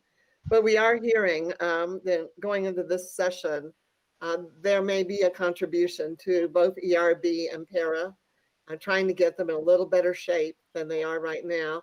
That would be so welcome if that occurs. We're also expecting, which isn't so good because we have one of the higher contribution rates across the country, but it probably means people are going to pay more into their retirement system, and the district is probably going to end up paying more into that. And as I said, it's really already high when you look at other states. So it's not that our folks aren't paying their fair share. They're paying their fair share and some. But we all want this system to be solvent. It's in everybody's best interest. So we're really very excited about the possibility that legislators are really looking at paying at least something into both of those systems to ensure that they're solvent for a longer period of time. So I think we want to certainly communicate to our legislators support for that, and hope that that they will consider it. And my last comment is, you can only go so high in terms of individual contributions until you hurt your applicant pool. And I think that's one of the factors that is keeping us from being able to attract in good folks, is the amount they have to pay out in comparison to some other states. So it is problematic, no quick fix. It's going to be a long-term fix for dealing with those pension liabilities. But again, we don't control that. We simply are sitting as observers as that all kind of unfolds. But we can have an input into the legislative process, and our legislators have the ability to make some decisions on that. So thank you. I just wanted to make that comment, and then a thanks to our auditors as well for hard work. It's an incredible report. It must take forever to put all that together, but thank you very much for a very fine report. Thank you. Thank you, Dr. Cleveland. Thank you, our auditors. Arlene, is there anything else? Or to our auditors, is there anything else you'd like to make comments on? I just want to say we really appreciated working with the district. They were a pleasure to work with, and they worked through the process really well. Thank you, Terry. We appreciate you. Arlene, did you want to add anything before we go? Okay. Nothing else. Thank you. Okay. All right. Well, thank you. Thank you for that report. We appreciate it. Okay. For our next report, we're going to look at the structured literacy plan. And this will be presented by Carl Leppelman, our Chief Academic Officer, Joy Morales, our Executive Director of Elementary Curriculum and Instruction. Yes, good evening, Madam President Galbraith, members of the board, Dr. Cleveland. This is one of my favorite subjects, as well as Joy Morales's, and all of ours. Very important topic is reading and writing in our schools. So the next slide, please, Jane. Our journey to improve literacy results really started, well, a long time ago, but we noticed in 2017 that the curriculum we had actually adopted, not only Common Core, but also our reading program, Ready Gen, really did not have enough of the basic building blocks of reading foundational skills. So we started working with, and that would be phonological awareness, as well as phonemic phonics. So we really looked at bringing in Dr. Fierro, who's an adjunct professor out of UTEP. He is an expert. Actually, he has written and worked with Louisa Moats nationwide on what is effective reading. So he worked directly with our instructional coaches, our coordinators, our interventionists on the science of reading. And he calls reading actually rocket science. So we thought we would train the trainer, so to speak, basically train our coaches and then have them train other teachers. We decided it was too important to not train every single teacher in this district. So we spent 2017-18 bringing in teachers and actually providing professional learning for every teacher in sound reading foundational skills. We purchased a very strong Heggerty phonemic awareness program, as well as provided a set of phonemic cards and the materials in every classroom, and established 10 to 15 minute lessons that were to be done every day and done with fidelity. And that has really moved us forward with our students in early reading, particularly in grades K, 1, and 2. So we noticed, though, that our second graders moved to third grade, and many of our teachers in third grade did not have those skill sets. They really had not received that type of training in their pre-service training. So we actually brought in every third grade teacher. And what was interesting, as we started, we had a test. We took a test. We said, okay, let's look at basic building blocks of learning how to read. And we took about an 80 question test. And we found out that we really needed to know more about how students learn to read. And Dr. Fierro was instrumental in helping us with that. Christy Casado then expanded our work. She is our reading foundational instructional coordinator in our department, and she continues to expand the work of Dr. Fierro. And now we are in 2021, and we are looking at a district literacy plan for all first grade GE and special ed teachers trained in structural literacy and dyslexia, and then the goal to expand to all grades. Also part of the district plan and the state's plan is to train all first grade teachers in letters, which is Language Essentials for Teachers of Reading and Spelling by Louisa Moats. And we also like to train our ELD bilingual coordinators and administrators. I want to say one thing, though. We do have the state plan dovetails well with what we're doing here, have done since the spring of 2017. Everything Dr. Fierro talked about is in the same basic research as structured literacy. We're just expanding into more depth in first grade with letters training, and really those students who are English language learners. So we'll move on to the next slide, please. Okay. There's a lot in this slide, but I think basically looking at that outer ring really looks at the expectations of what we're looking for in terms of structured literacy. And that would be explicit, systematic, cumulative approach to reading and writing instruction. In the center, you see what I would call the building blocks, and phonology, which is phonological awareness, sound symbol, which would be the traditional phonics, looking at sound symbol and how that looks. Morphology, really the structure of words and the meaning of those words, the parts of those words. Syntax, really the order and structure of sentences. And semantics would be the basically the relation among words as well as meaning. So all those work together basically to help students break the code, so to speak, and read proficiently by the end of third grade. Next slide. So why is structured literacy so important? Well, we know there are some critical facts that we probably need to be aware of.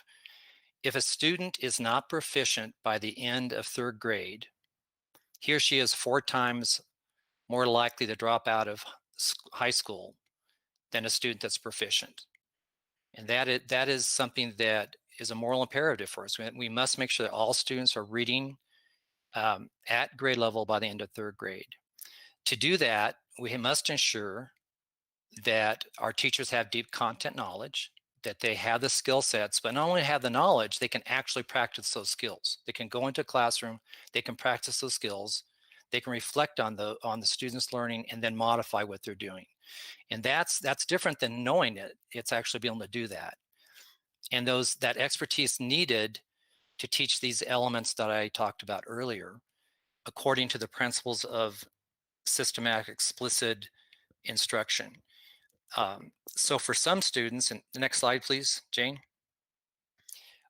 We see a ladder of reading. Typically, there are students that are going to come into our schools that learn to read seamlessly. They basically are 5 to 10% of our students. They may have already been reading, have those foundational reading skills. They have played with words. They know the sound symbol. They can hear the sounds. They do well. They've broken the code, so to speak. We also know, though, that there's about 60% of our students, and maybe more, where structured literacy is really important. And that's where teachers carefully structure literacy skills, concepts in the sequence of the instruction. So it's not just that it's systematic or explicit, it's also the sequence of how those letters and sounds are taught explicitly. So what we also found is about 35% of the students are called advantaged by structured literacy approach. And so in other words, they may be reading and reading fairly well at grade level almost, but they have gaps in their instruction and parts of those elements you looked at earlier. And without some specific instruction, they will actually have difficulties moving into higher, more critical reading in later grades. So really, structured literacy is good for all students. And it really, research shows, is the best way to approach reading for all students. So there is good news. We can almost totally prevent, with that evidence-based, explicit, structured instruction by highly skilled teachers. And these types of skill sets do not necessarily come out of the universities. I mean, we were hoping that all teachers in the pre-service training would have those skill sets and then have practiced them in their in-service, but that isn't always the case. So we need to make sure that is something that is basically secure for all teachers. Next slide, please. So here's this is a big goal. This is a major goal for our district that all of us need to really look closely at and commit to achieving.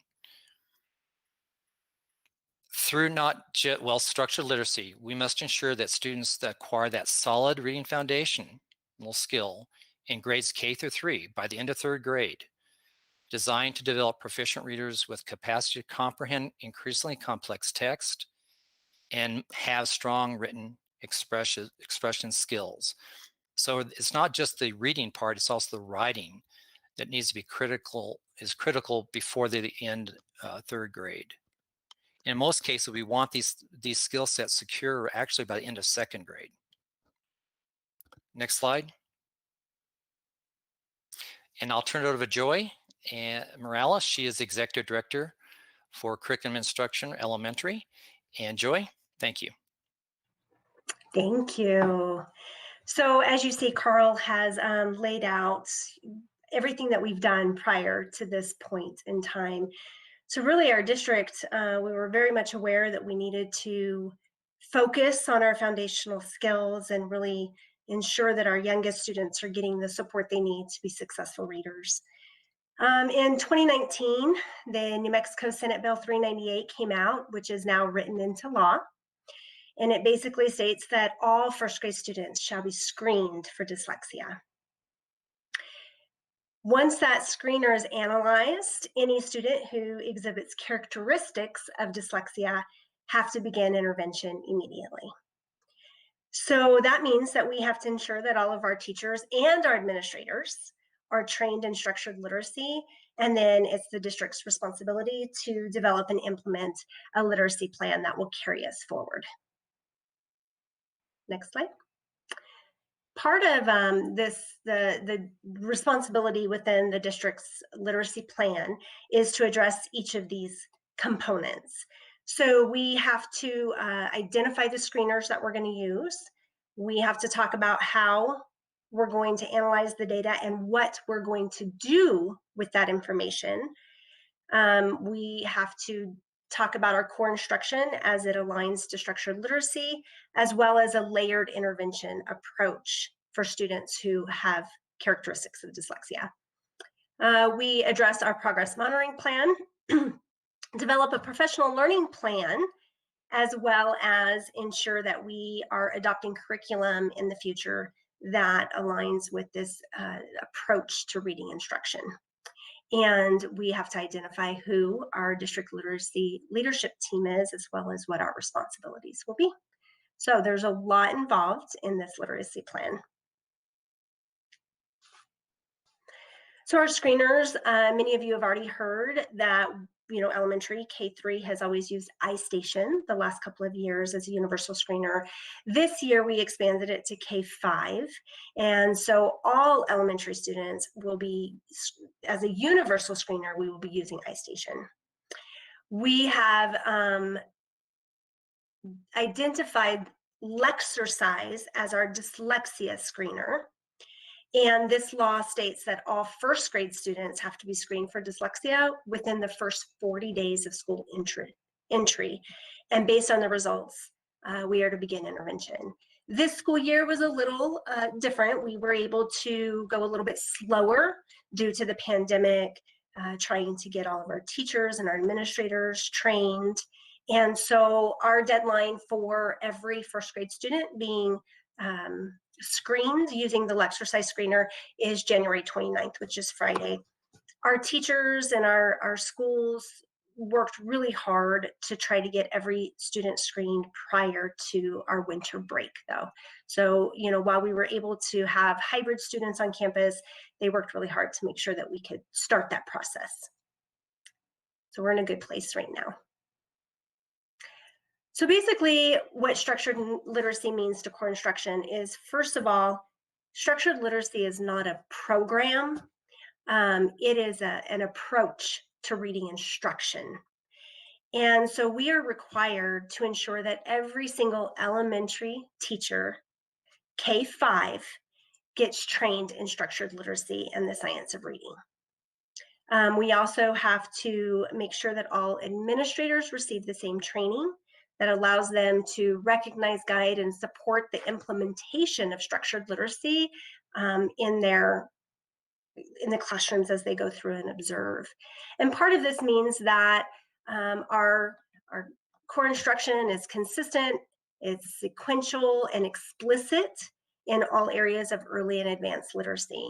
So basically we want to see this approach in every classroom, K-5, so that we ensure that every student is receiving the instruction that they need.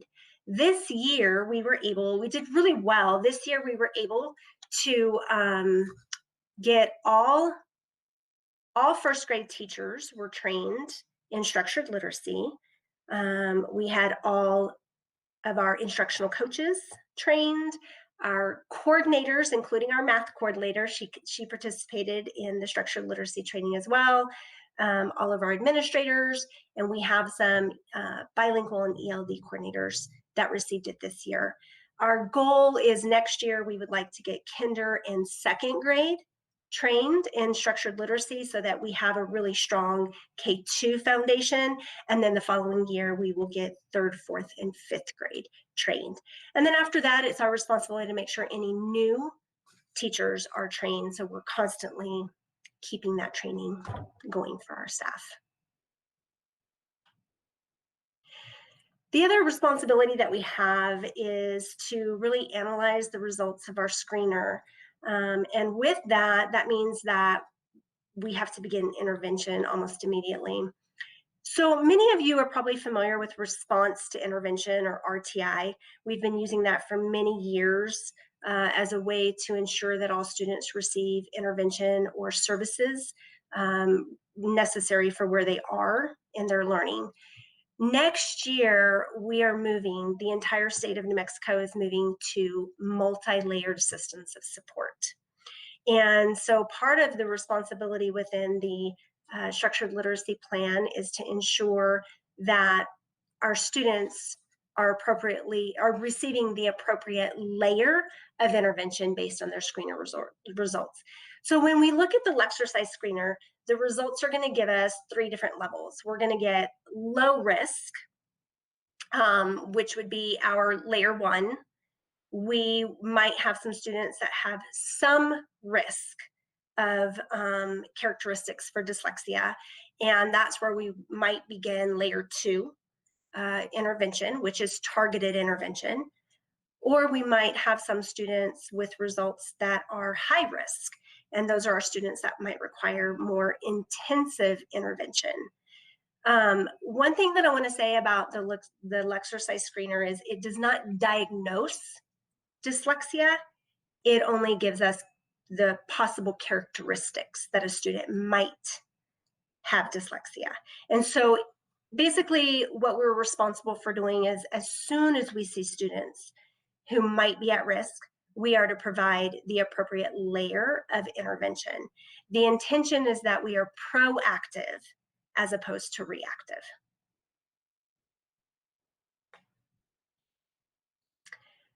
So with the data that we get, and once our students are, their needs are being served in the appropriate layer of intervention, it's our responsibility to continue to create and adjust goals for students that are timely and they're systematic in all three layers.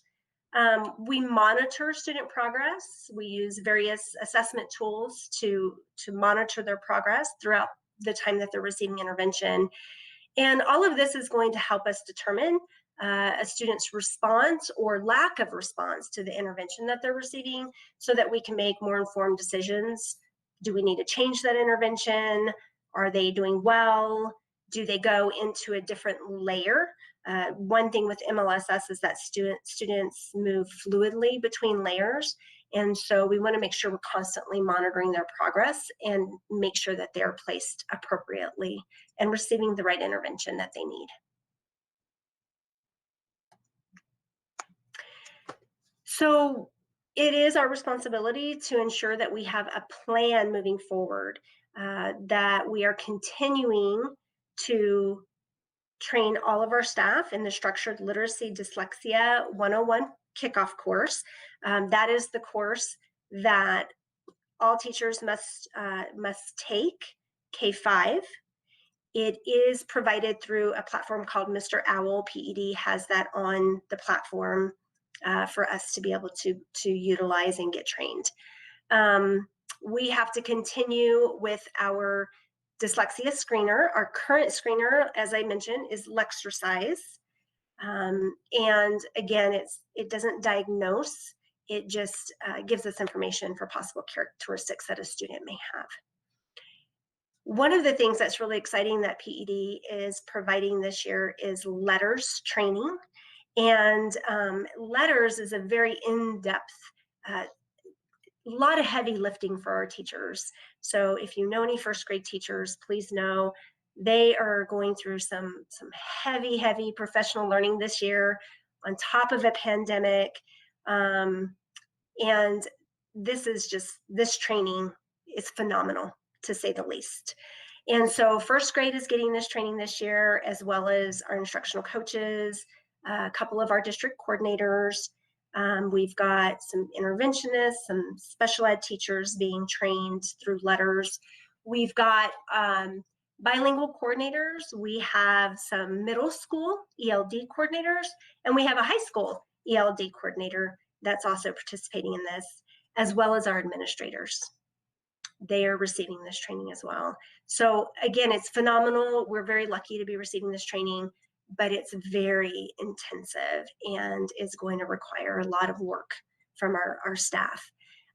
We have heard that PED would like to provide this training to kindergarten next year. And so we are hopeful that we will be able to provide this to kinder as well. Hopeful that PED will have that for us.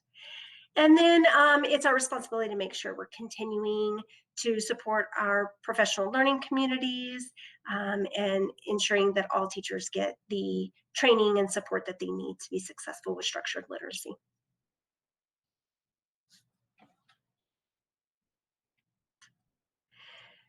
So another responsibility that we have is just to make sure that we are adopting curriculum that is aligned to the Common Core state standards for ELA. So this year we're continuing to use our guaranteed and viable curriculum, which is ReadyGen. And like Carl mentioned earlier, we have supplemented that with Heggerty, knowing that ReadyGen did not have that strong foundational skill piece. With that, some of our teachers are already implementing that structured literacy approach in our curriculum. Next year, we will continue to use ReadyGen and Heggerty, but it is an adoption year for us. So part of the responsibility that we have is to make sure moving forward that we adopt core materials that are focused on structured literacy and the science of reading. And then, of course, we want to be looking at our layer 2 interventions and ensure that all of our interventions are systematic and provide that direct instruction in all areas of reading.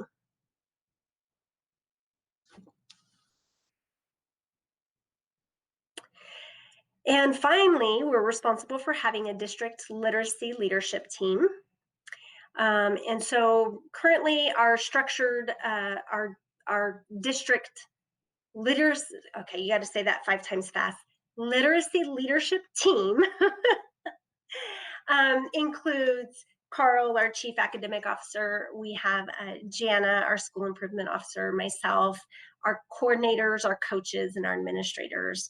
And they've just done a phenomenal job supporting this rollout during a very difficult time. This was not the ideal time to do such heavy lifting, but we know it's important, and our teachers know that this is really important work.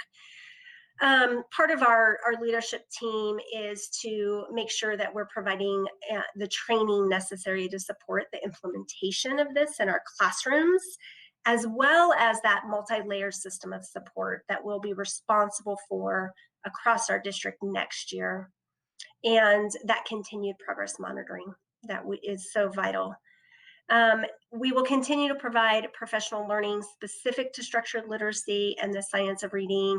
And as I mentioned before, there is some talk from PED that letters may be expanded to kindergarten in the future as well. We're hopeful for that.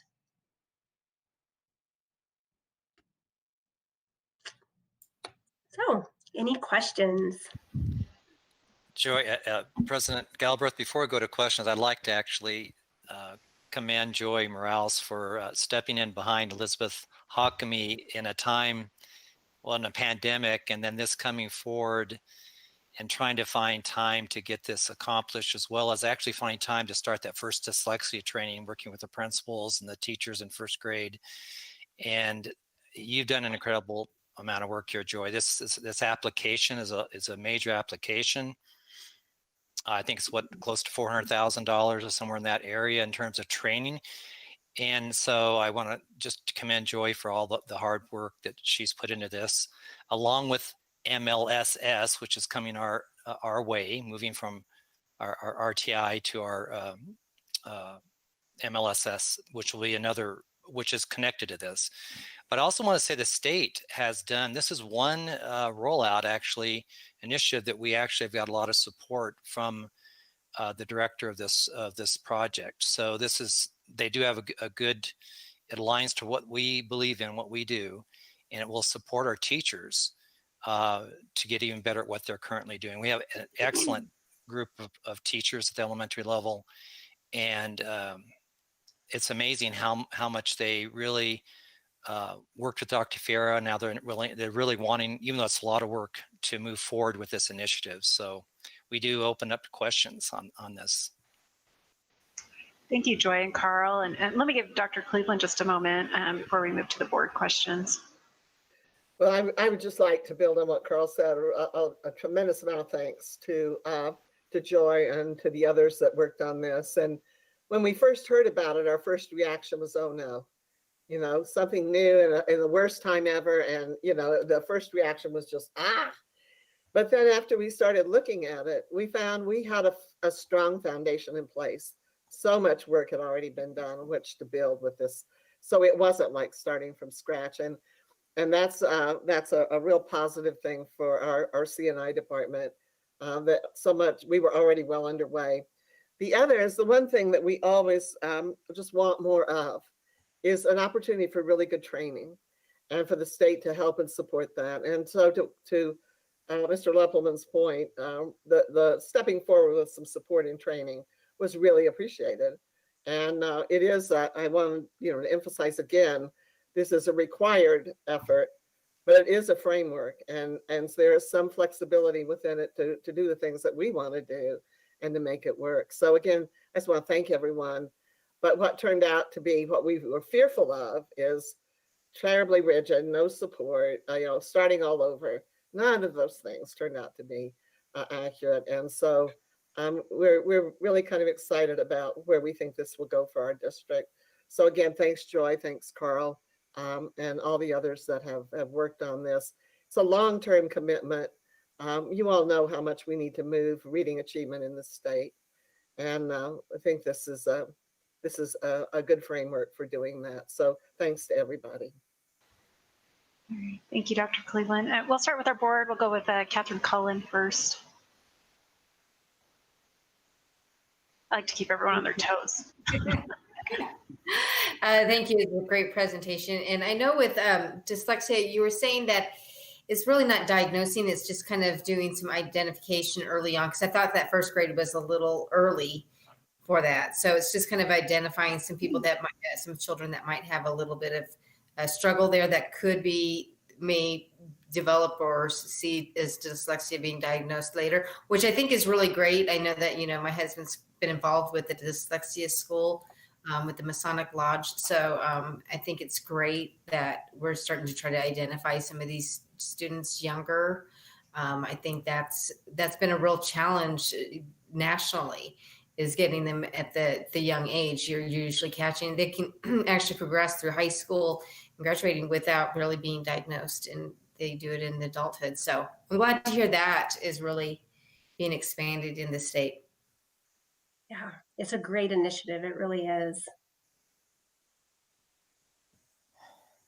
That was all I had. Thank you. Sorry. Okay. Staring at each other. That's good. Thank you, Catherine. Appreciate it. Wynn Coleman. There we go. So Joy, first of all, thank you. I can't imagine taking things over at this time with everything going on after Elizabeth left. So thank you. I'm just curious, at what is the standard age? And I apologize if this was mentioned and I didn't hear it, that it is probably an acceptable grade to go ahead and diagnose dyslexia. I'll be honest, I don't know the exact age. I do know that the reason for starting with first grade for looking at these traits is because we do see it as early as first grade. And part of this approach is to be proactive and to try to, basically what the research says is that through this approach to reading instruction, we can keep students from, basically not becoming literate, even if they have characteristics of dyslexia, or even if they're diagnosed with dyslexia, that this approach to instruction, first of all, is going to help close that gap that we often see by third grade. And then students that are later on diagnosed with dyslexia, that this approach does help them become fluent readers. It gives them the skills and the strategies and the knowledge that they need to be successful later on. They will always live with dyslexia, but they are given everything that they need to be able to be successful. Right. And in looking at this, I guess what I really appreciate is it's identifying early, yet the tendencies versus just going basically A to M or N on the spectrum in dealing with somebody. So it's really kind of giving them the coping skills and the learning to do those things. I mean, to impact the reading, if that's kind of what you're seeing as far as tendencies. So, Right. but thank you for this. I'm excited for this. Okay, thank you, Wynn. And Noreen Scott? Well, I had a couple of questions. How is this program different from what we were doing prior to 2017, or what makes this program distinctly different? Well, so first of all, it's an approach to instruction. So we can use our Common Core or any instructional materials. So structured literacy is not a program per se, it's an approach. And it's been part of, and I'm trying to think of exactly, I can see the acronym in my head, but the Dyslexia Association has been using structured literacy for many, many, many years. Our district, prior to structured literacy, we really used what we called a balanced approach to literacy. And we've done a couple of different things where we've had some success. But what we noticed is that more and more students were being identified as a student who needed reading recovery. Reading recovery is a program that we had for many, many years for students that needed reading intervention. And what led to this is that prior to 2017, when looking at data from reading recovery, we realized that students weren't really improving. at the rate that we expected them to improve. And we weren't exiting as many students from reading recovery as we were expecting to. So this work really all started with digging a little bit deeper at what interventions we were using prior to 2017, being able to secure information with Dr. Fierro. He kind of fell into our lap, and then it really took off from there when we looked at what our program was doing. At that time in 2017, we adopted ReadyGen without really realizing where we were with our foundational skills and the work that we needed to be doing with our foundational skills, which is why we ended up supplementing that program with Hegarty. So I don't know, Carl, is there more to that history No. than I've shared? No, I think we were much more balanced literacy in that regard. Remember Scott, or Secretary Scott, we basically, what we found, and this program will give us, is I think the two building blocks that some teachers don't teach. We go in the prior model, we were going visual versus looking at the phonemes, graphemes. So the foundational phonemic awareness, the basic idea, you hear the sound, you can break apart words through segmentation. Kids can hear them, blend them. So that's really the approach we're taking. And how do you map that to the grapheme, which is the actual letter? Or so we're moving. Before we were more looking at phonics. Now we understand the structure, how important the phonological ladder that kids have to start with onset rhyme. They've really had to build that structure early on. And if they don't have that, we were having kids read text they couldn't access without having those skills. We're asking for meaning when they didn't have those foundational abilities. So this approach will allow teachers to develop those skill sets to really diagnose students and help those students who struggle with that. And it's not just phonemic, but what I like about it is also writing, the importance of the orthographic, the spelling, the structure of words in the foundational. So it's really multisensory and basic language based. So you'd have to be a linguist to read some of the books that we've had to look at, but I do think that teachers they're asking for this because they know students struggle. And Dr. Clay, I know what you're thinking is really the gap starts before they get to kindergarten. So the pre-K really where we need to start working back there, and Kim Johns has done a great job. About 50% of our teachers maybe more at the pre-K have been trained in letters. And so I think our goal would be to close it there as much as possible, because once they get behind, it's very hard. And that foundation is so critical. It's like laying a concrete slab for a house. You've got to get it right. So I've probably said too much there, but I do think this is going to build upon what we already have accomplished with Dr. Fierro. Well, I appreciate that answer. That's very clear now that it's more phonetic in its direction. You know, I would just add one thing I mentioned before, Noreen, and again, I can't speak from experience. I can tell you what they've been telling us in terms of superintendents and, you know, what they hope will be different. One is much more coherent and consistent training for those teachers. The teachers can only do what they know and what they've been trained to do. And as Carl alluded to earlier, there are gaps in some of their training background. They didn't always get this.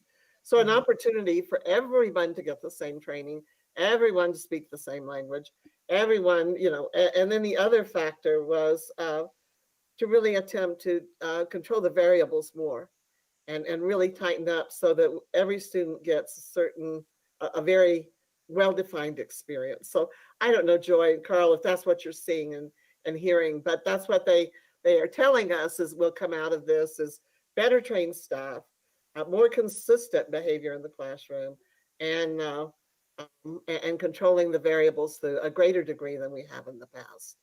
And if teachers see success, they will build on that success. And the goal is to give them success very early. So again, that's what they've been telling us. Now, Joy and Carl will have to tell me whether they're telling us the right thing and if that's what we're actually seeing.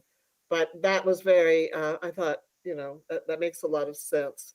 And we do need staff to be better trained and everybody working in the same framework for the district. So I just wanted to add what we've been told, not what I've experienced. And so, And but it Dr. sounds Cleveland, like, yeah. you're absolutely right, Dr. Cleveland. That is, teachers have been asking for this kind of training and craving it. That's part of the reason why when Dr. Fierro came, we eventually expanded to third grade, because third grade teachers were saying, oh my gosh, we're hearing about all this and we need the training. I was talking to Christy Casada the other day, and even fourth and fifth grade teachers have been asking for training from Dr. Fierro. We're in a position right now with the implementation of this that we still have quite a few of our fourth and fifth grade students that could really benefit from this targeted, explicit approach to reading instruction. So we're hoping to expand some of Dr. Fierro's work as we move forward as well. It's nice to talk about some instructional improvement things, isn't it? In addition to some of the other things that we've. It really is, yes. So it's nice to be talking about how we improve children's reading and success in schools. So. That's right. Noreen, is there anything else before I go to Jeffrey? No, that's it. Thank you. All right. Jeffrey Morgan? No questions. Just want to thank Carl and Joy for the work that they're doing. Early detection is important. So thanks, guys. I really appreciate the information. And I just want to echo that too. With my own children, I think as parents, sometimes we don't know, like if teachers aren't bringing it up, you think maybe I'm just crazy and I let my kids, like, I'm sure they're fine. And so I'm actually really, really happy to hear about this training and that our teachers will be just more aware of some of those things. And so I'm really, really excited. As I looked through this presentation before tonight, I was really excited to see some of the things on it. So thank you so much for your presentation. Carl, you saw your hand raised. Did you have anything else? I think you talked after your hand was raised on your screen. I just wanted to double check. I think my mouse got away from me and hit that little. So I'm going to lower that hand. Okay. Thank you. Thanks. On that, is there anyone else that has any questions that maybe came up? Okay. So thank you so much again, Carl and Joy. We appreciate you coming on and presenting with us tonight. And thank you for all your hard work. And thank you to all those who worked with you too. Yes, I'd like to just say the team, this wouldn't be possible without our coordinators, our coaches, our administrators, and our teachers, especially that first grade staff. I mean, this has been tough. So thank you for letting me just throw that out there. I just felt it was really important. Yeah. Thank you for doing that. Appreciate it. So before we go into our next report, I'd like to just take I'd like to just take a quick break. And since it's I have 7:58 down, let's go until 8:05. Let's just do it with a time. So let's plan on all being back here at 8:05 just for a quick break. So thank you. We'll be recessed.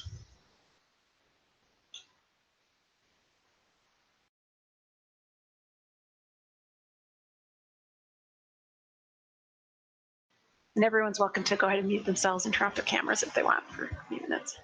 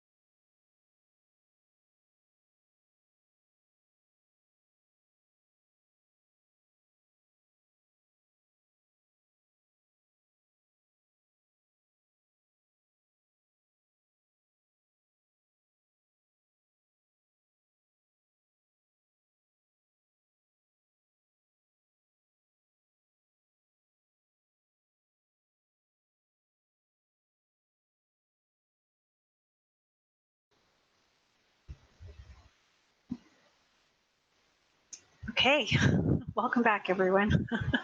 Thank you for allowing us to have that quick break.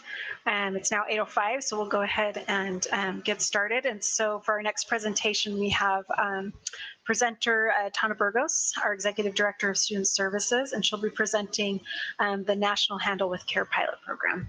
Go ahead, Tana. Madam President Galbraith, members of the board, Dr. Cleveland.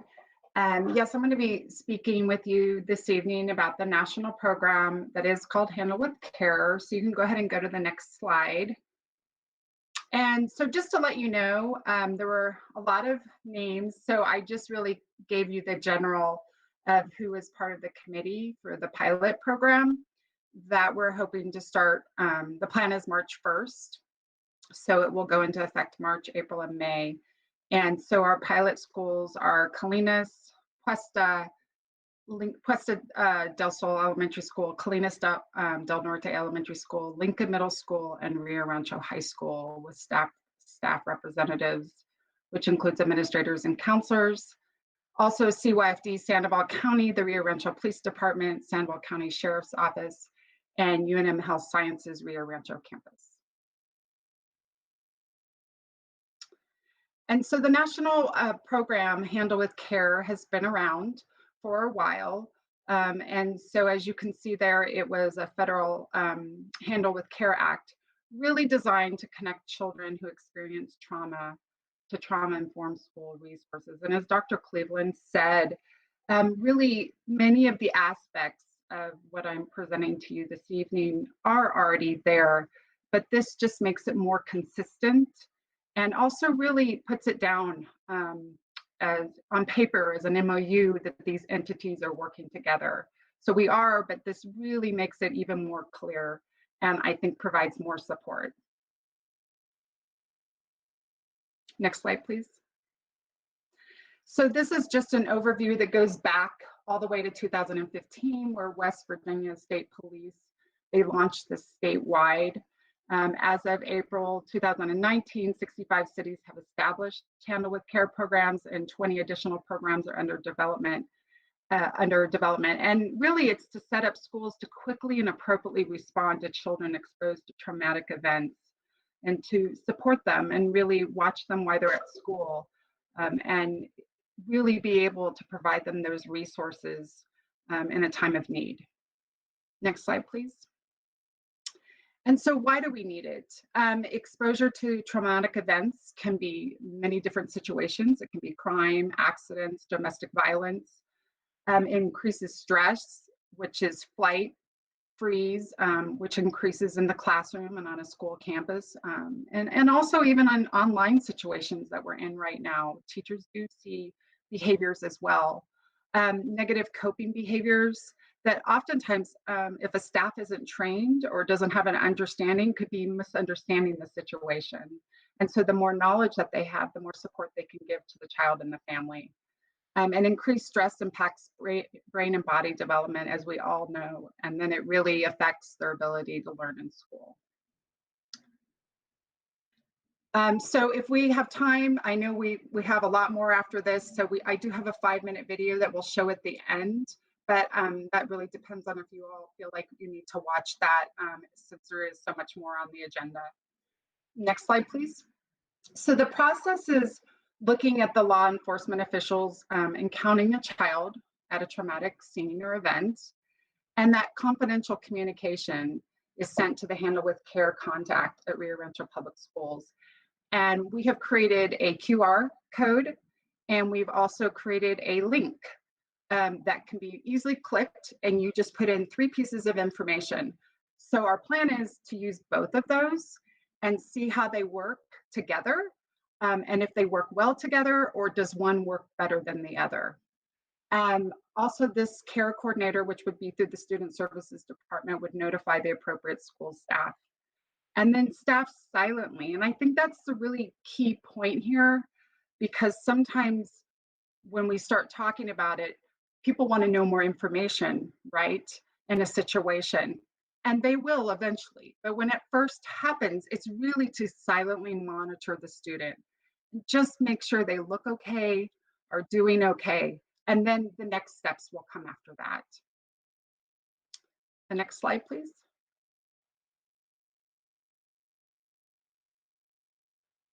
So this is a process that we have created in procedures. It's nothing, again, is set in stone. This is going to be a learning process for sure. And so there might be things that change. But when first responders arrive to a traumatic event and children are present, they're gathering 3 pieces of information: the child's name, age, and school. Sometimes, obviously, they won't have the school. They won't know where they're at, but they will be able to have the child's name and possibly the age. The first responders will send a handle with care notification to Rio Rancho Public Schools, and then there we will identify the school personnel and let them know.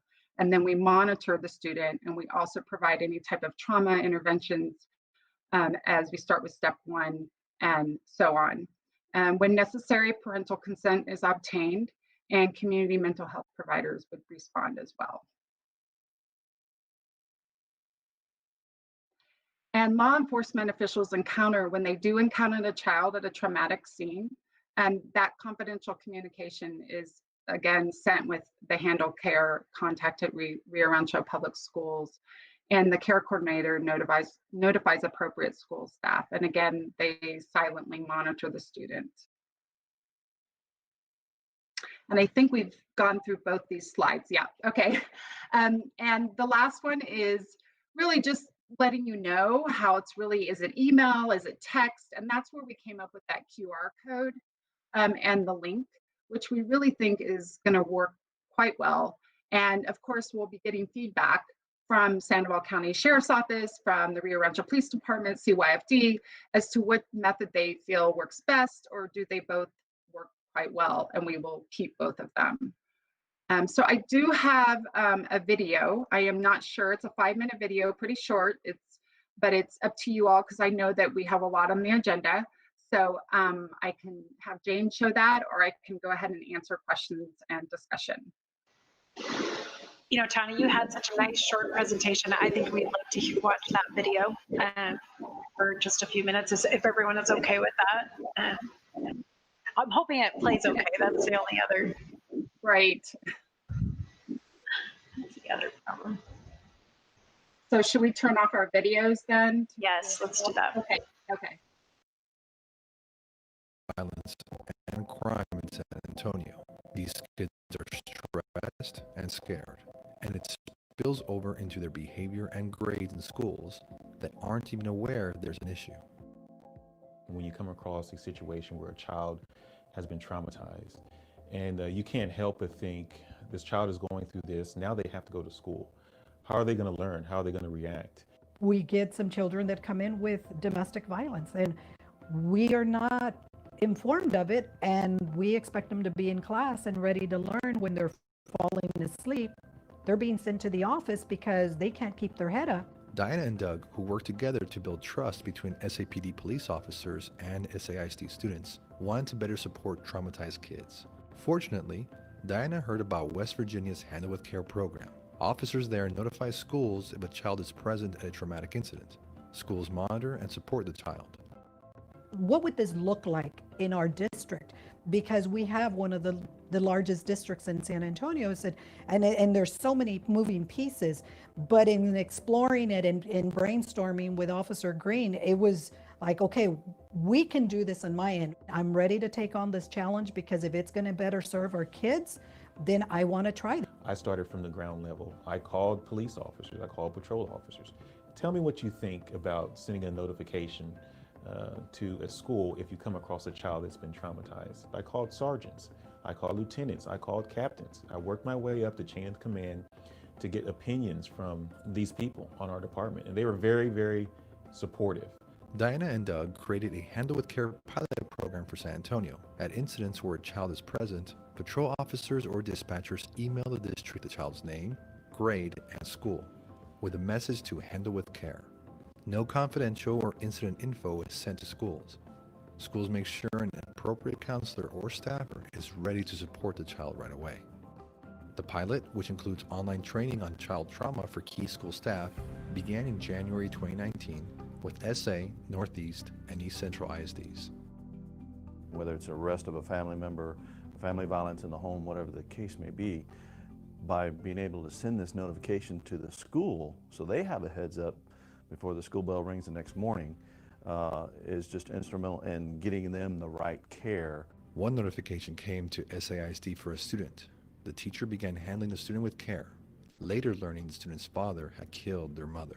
They sensed that the teacher knew something was going on, and that was enough for the child to open up. And knowing that information gave the teacher was more compassionate towards the child, and they were able to connect better with the child, therefore making the learning much easier. Our campuses needed a heads up. We saw things that happened to these kids that are super traumatic that they don't have a way to deal with it, and the first person to cross their path may be the first person to get the brunt of their emotions all at one time. And we need to be able to handle them with a certain amount of care, and that we have an environment that's going to be a safe landing for them. Everybody knows that when they get that notification, the people that need to know are on deck. And it allows us to know as soon as SAPD has given us the information that we now have to, our responsibility to the child as we get back to the campus to follow through. We silently monitor so we don't actually go up to a child and say, hey, we heard about last night. Because now I have the means and I have the support from Handle with Care. I'm not assuming that role of what am I going to do for this child. I have another resource, another person, another somebody that's going to say, you know what, let me follow up with this child. Let me see how they're doing. And that's what's important. Police have sent 56 Handle with Care notifications impacting 58 students so far. They hope to expand to more schools. Well, I think the program has been very successful thus far with helping these students succeed in school. Just talking to our partners with the school districts, and they're telling me the stories about these children, how their counselors have encountered these children when they get to school, and how they have broken down and they've cried and they've opened up, and they've been able to provide the love and the care that these children need. Now we know the things that are going on at home, and we have a responsibility to do something and help these children grow up to be productive members of society. When they're more open and feel secure and safe and are able to just unload a lot of the things they carry with them, makes them better person, and it helps their learning and opens up their little brains to be able to absorb what is now being taught to them in class versus the general fear of safety.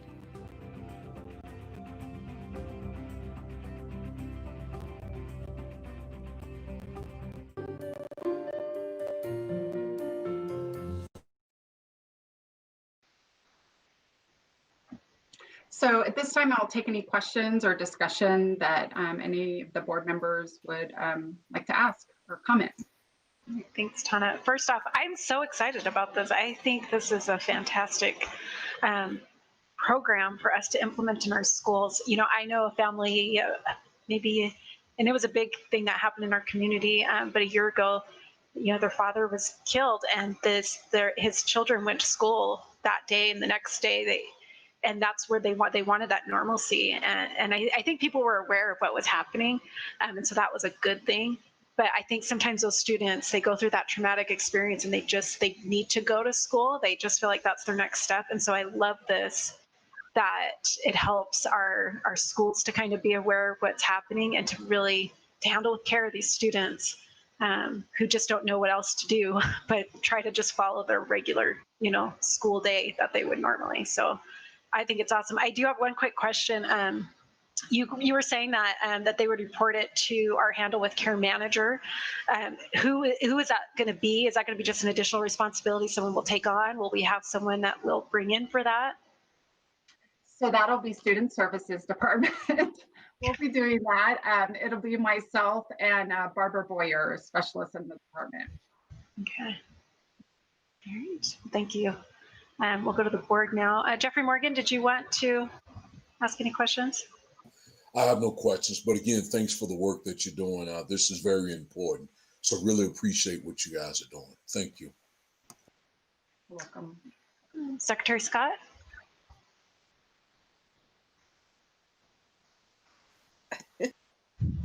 Oh, yeah, I was muted and couldn't figure out how to undo it there for a minute, but I really enjoyed the presentation, Tana. And anytime there's a coordinated approach in a community, we all get stronger. So I really appreciate your outreach specifically in getting this program going. Thank you.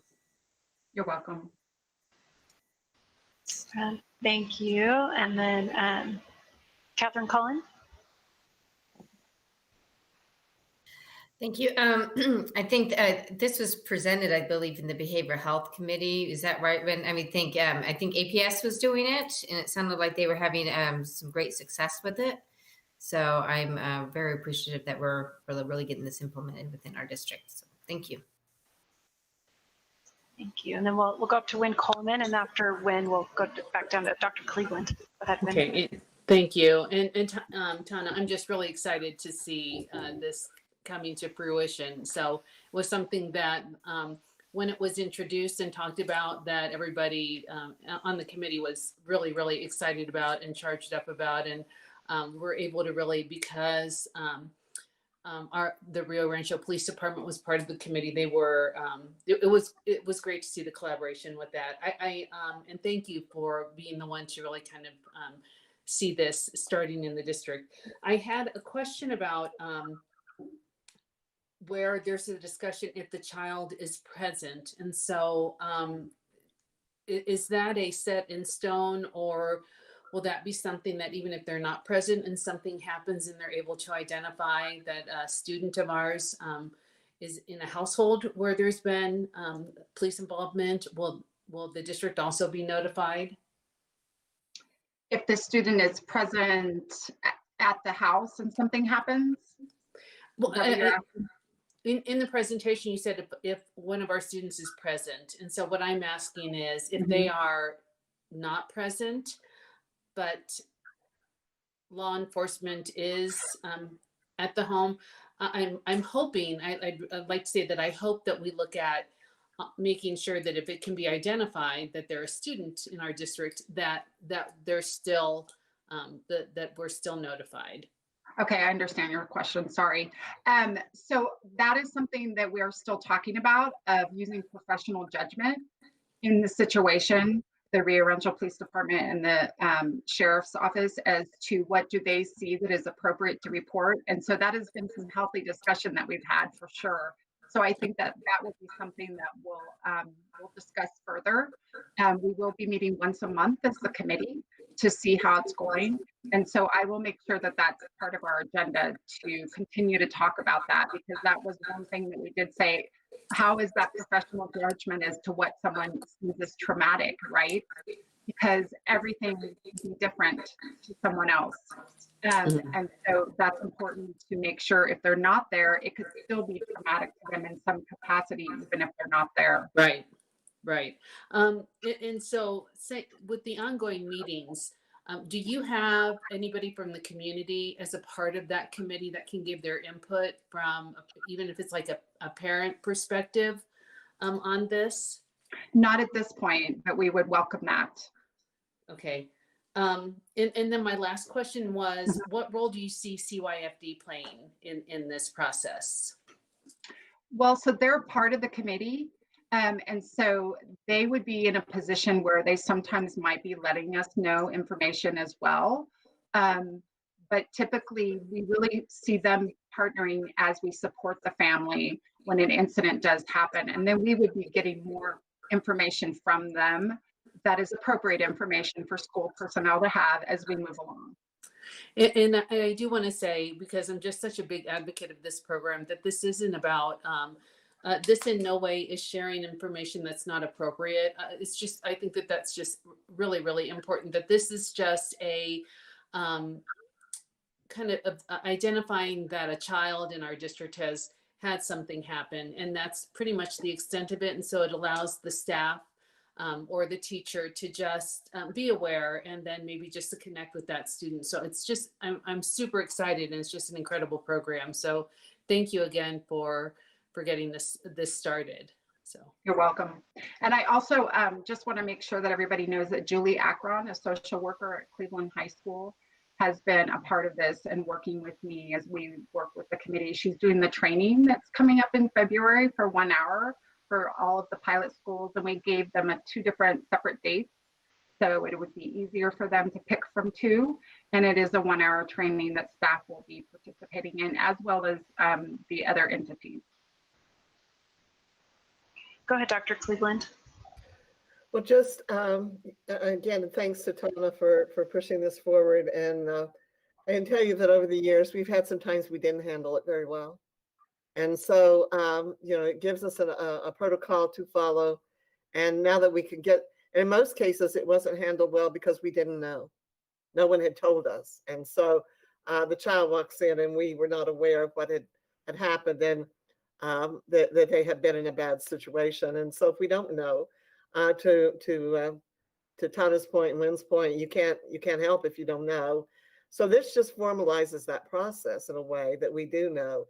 The other, I think, to Wynn's comment, I want to really stress, and they had it all throughout the video, is that we silently monitor and are very careful, because what we aren't going to do and don't want to do is start cross-examining that child. They've already been through a really bad time. And so for people's own personal curiosity, it's sure not the time to start trying to dig. So I think when that was where you were going, maybe with that a little bit, but we do have to be very careful that we are not intruding. And but what people tell me is that, and I think one of the people in the video addressed it, once they kind of have a feeling you're aware and you're empathetic, sometimes then they do start opening up, whether to you or want to see a counselor or something like that. But again, Tana, thanks for doing this. We needed this for a really long time. And I think teachers are so appreciative. They want to do the right thing. They want to be sympathetic. But they have other children in the classroom. And if nobody has told them, it's real easy not to meet that child's needs. So I think it's a great program. And I think it's something we've needed for a long time. And I'm really gratified. It appears everybody came together on this, was willing to do it, thought it was a great idea. That speaks well of our community as a whole. So, absolutely. All right. Well, thank you. Thanks again, Tana, for that presentation. And it was a great video too. I'm glad we were able to watch it. So thank you. Okay. Great. Thank you. Bye-bye. Hey. Okay. We will now approve our consent agenda. For our consent agenda, is there any item that needs to be taken off the consent to discuss? Okay. I move to approve the consent agenda as it's been presented. This is Board Member Catherine Cullen. I second. Sorry, I was going to do that, but I couldn't get it fast. I know, I'm just on. Jane, can you go ahead and take a roll call vote for us on the consent agenda? Yes, I will. Vice President Morgan? Yes. Secretary Scott? Yes. Board Member Cullen? Yes. Board Member Coleman? Yes. President Galbraith? Yes. Thank you. Thank you. Motion carries. So for our business, we have a report. The Board of Education met in a closed executive session on January 25th, 2021 at 4:30 p.m. under Section 10-15-1H7 of the New Mexico Open Meetings Act to discuss pending litigation with legal counsel. The matters discussed in the closed meeting were limited only to those specified in the notice of a separate closed meeting. For item B, we will now consider the approval of the January 11th, 2021 unapproved board minutes. Are there any changes that need to take place on that, on those minutes? Yes, this is Board Member Catherine Cullen. Sorry. And I think we were going to say the same thing. So yeah, it says under the ascertain quorum, it has me listed twice instead of one with Coleman. Is that what you're going to say? yeah, I know I am a Catherine wannabe, but you know, I have to have a little bit of identity. I'm not that puppet. Oh boy, that's good. That's good. It's a copy and paste. Okay, so we have a change with the name for our quorum needs to be changed to have Wynn Coleman's name added, correct? And are there any other changes that you all noticed on that? Okay. Okay. This is Board Member Catherine Cullen. I make a motion to approve with the amendment of adding Board Member Gwen Coleman and removing my second line. And this is Board Member Coleman, and I second that motion with the changes. Thank you. Jane, can you take a roll call vote for us? Yes, I will. Vice President Morgan, Yes. Secretary Scott, Yes. Board Member Cullen, Yes. Board Member Coleman, Yes. President Galbraith. Yes. Thank you. My apologies. Oh, Jane, you're awesome. No, I don't mean to I don't want to make fun at your expense. No, so you're awesome. So thank you. Thank you. The motion carries. I blame Secretary Scott, just FYI. That works too. Just kidding, Noreen. All right. So for our next item, for item C, it's a discussion on policy 214, organizational meeting. This would be a first reading, but at this time, I'd like to make a motion to remove this item from this current meeting and move it to our next regular board meeting for February 8th, 2021. I'll second that. Okay. Any discussion on that from anyone before we go to vote? Okay. I guess we don't need to vote. Do we need to vote on that? Sorry, suddenly I'm like, we can just move it. Madam President, I would vote on it. Okay, thank you, Lauren. I was just like, that's what I was It's on the agenda. Thank you. Thank you. Jane, can you take a roll call vote for us on that?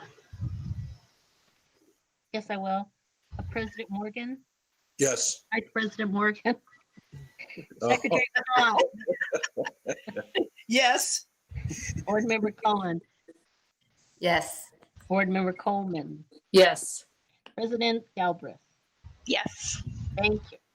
Thank you. Motion carries. So that will be at our next meeting for February 8th. So for item D, it's a discussion of the board's a position statement regarding the cancellation of COVID vaccination clinics from January 22nd to the 23rd. And Gwen Coleman's going to be presenting this for us tonight. Thank you. Thank you, everybody. Madam President Galbraith and board and Dr. Cleveland. I do want to give special acknowledgement to Beth Pendergrass. When I spoke with her on, I believe it was Friday, we had on Thursday, just had the discussion about how disappointed we were that they canceled the vaccines. And so I personally have made a number of phone calls also. So it's great to hear that Secretary Scott had also done the same. But, in talking with Beth, we really just came to an agreement that it might be really worth opening up the discussion to the board to, as a body, really kind of make a statement and send a letter to really just express our disappointment. I know we talk a lot about, I just want to say we talk a lot about first responders, but I can't help but think that to me, those are our teachers. And we have teachers that are our first responders with our children and are out there and working with them face to face. And it's just incredibly unfortunate and disappointing that we can't provide that service. So I wanted to just open up that discussion to the board. There's not a template yet. That's something that will come about after this discussion, but I just wanted to open that up for a discussion with the board. Okay, thank you so much, Gwen, for doing that. Real quick, before we all kind of get into our discussion, I'd like to invite Dr. Cleveland to kind of give her thoughts. She's given us so much information tonight. I'd also like to, and I don't know if we would like, when would it be appropriate to just have Beth on? I'm not sure if she is on our meeting tonight, if she'd be willing to kind of join in that conversation. Would that be okay with you, Gwen? No, I'm totally fine. Okay. Yeah. So, Dr. Cleveland, do you want to talk for a moment and then? Well, I think I pretty much said in my introductory remarks what my thoughts were on it. And of course, Beth is here. She wouldn't want to miss this for anything. So if she was there. But I do think having a resolution from the board could be a powerful statement And I think it also shows for the community that you were willing to reach out to state level folks. So I think it's a very good thing to have a resolution. And I think it does reaffirm the board's position, but also sends a message to the community. I also will send all of you this this article out of the Denver Post of Colorado prioritizing its teachers as first responders. And I think it's sometimes good to show what other states are doing and how they've grappled with some of the same issues. This is where they're going. And I think I think they made a really good decision. So we were certainly, Beth said it would help her if she could just hear the discussion and then develop it from that and get back then and work with Wynn on it. So if that plan is okay with everybody, that's what we would like to do. Yeah, sounds good. Beth, we're definitely going to the board, but is there anything that you want to say before we kind of get into the discussion? Nope, I'm here to take notes and capture your thoughts and then develop something that the board would like to send if that is your decision. So I think it's important that, you really, we put our message out to the staff and, but really you guys represent the constituents. And I think that voice is really important in this case as well. And so I think it's important that you share that concern. Thank you, Beth. All right, so we can just go ahead and start discussing. Noreen, you're unmuted, so I'll give you kind of a chance if you want to kind of add to Wynn's thoughts. Well, first of all, I don't think any of us would have wanted to be in the governor's shoes through this entire year. It has been a very, very difficult time to be a leader in any area during this pandemic. However, I think it is critical that we make it clear to the governor's office that this community stands as one in support of education and in support of our teachers. And it's ironic to me that we heard a program today on reading and literacy and how we are trying to move education forward. We're not going to move education forward if we don't have our students in the classroom. And that is my frustration in all of this.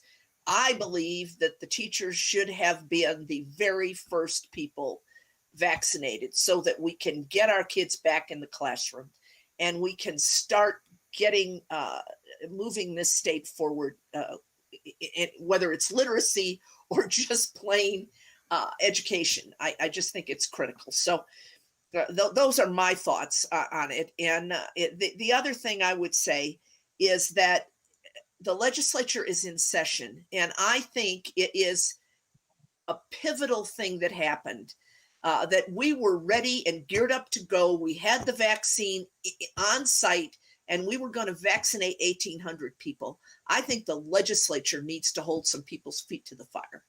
That's my other thought on the subject.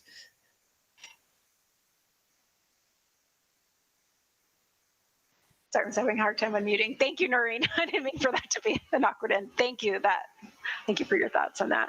We'll go up to Jeff, Jeffrey Morgan. I echo what Noreen was saying. My only thing I would ask is, I don't know if anyone ever got this or not, but we never got a clear explanation on why. I mean, that's what my major concern is.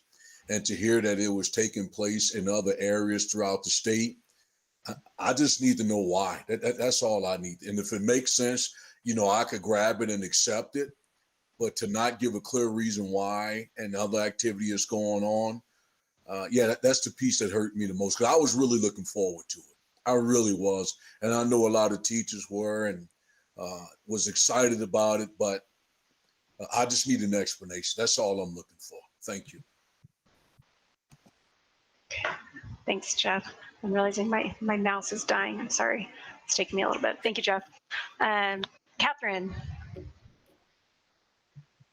Okay, I know I said a lot earlier today, so, but I'll kind of reiterate, you guys are great at writing resolutions, and Kim has done it quite a bit, a few times. And I don't know, are you going to be writing it, Beth, or is Kim? Okay, so I guess for me, I really want to capture that, there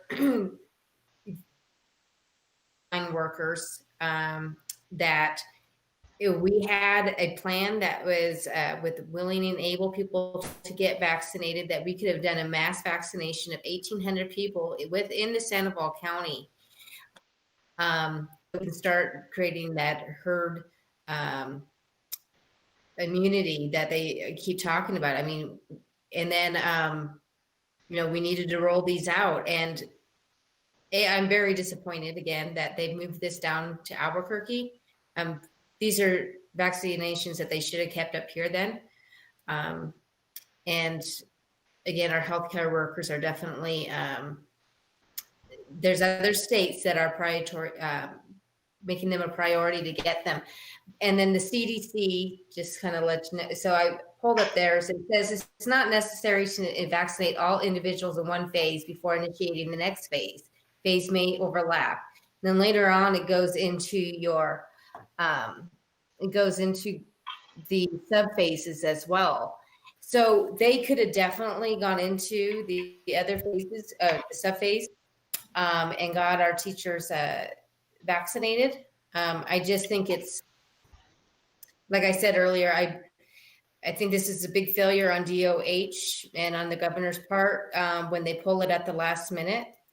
And they should have just went ahead and let it go, especially when we're hearing other school districts that were doing it even that weekend. So I think that's pretty much basically what I said earlier. So if we can kind of capture that in a resolution somehow. Yeah. Thank you, Catherine. I know that's, so as I was kind of going through this process and trying to gather my own thoughts today, I just kind of started writing, like, what would I say? I'm not going to read you that. I'm not going to put you through that, but what would I say to whatever group, whether it's the Department of Health at this one, to the governor. I think one thing is that I want to stay positive, and it is not in any which way, and I know this has been hit on before, it's not that those other groups are not important, because they 100% are important. But I think what the difference is that it's going to take time to work through some of those groups where you're going to have to really pull those people, like, please sign up and get your vaccination. Please, for both of those two groups, the two subgroups that are ahead of us.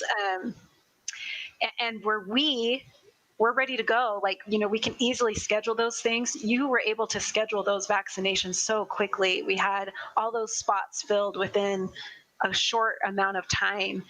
And I think, to me, that's one of the important things, is that we want those other groups too to receive those vaccinations. But this is just one group within this phase B that could just easily be done. So I don't know how to capture that. My other thoughts on it too is, I was thinking about our teachers and how woven they are throughout our community, and how they affect. They don't just affect our children's lives, which we want. Our children are the most important things, honestly, that rising generation. But, our workers who are in the grocery store are, every time we go to close schools, one of the first groups I hear from are those families who have, who are working in hospitals or who are first responders. And they don't know what to do with their children. They need them to be in school. They're struggling to be able to do both. I heard a horrible statistic on CNN when I was reading through some different things, that in December there was 140,000 jobs lost. What they found out, and I couldn't believe this, is that of those 140,000 jobs, they were all women. And they think that it's possibly because women tend to be in these sort of different jobs, and that they are being forced to choose between caring for their children, trying to help them, be that secondary teacher in the home, even though our children do have virtual teachers, and their jobs, and they're having to make those really hard choices. And when we were able to vaccinate our children, not our children, but our teachers, that was going to help not just the teachers. That helps these families who are struggling to make ends meet. These families who, I know many families, it's a teacher and it's a firefighter, different things like that. And they need our teachers to be vaccinated for that reason. Go ahead, Gwen. And I shared this story, just 2 comments. I shared this story when I talked with Dr. Cleveland last week. A friend of mine has a kindergartner, and she told me that he requests that she drive by the elementary school as much as possible, because in his mind, he's afraid that the school's going to be torn down because of the germs. And it broke my heart to hear that story, and that's that he's thinking about that as a kindergartner, and fearful that because of what this pandemic has done and what's holding us back to getting back into the classroom are those are things that these kindergartners are actually experiencing. And I just wanted to go ahead and also, I guess, wrap up from my perspective is I think what's been probably the most disappointing is I think one of the life lessons for me is really kind of taking responsibility when you're the person that initiated the problem. And this in no way was something that our district or our county initiated, that there was somebody that made a mistake, and we are the ones paying the price for it. And I think that's one of the things that's probably the most frustrating and disappointing with this process. Well, to add to that, sorry, Catherine, I'll go right to, but to add to Win right there is I think that we should ask for our state to honor its original decision, despite any mistakes that were made, that they would be willing to honor that original decision. Mm-hmm. Go ahead, Catherine.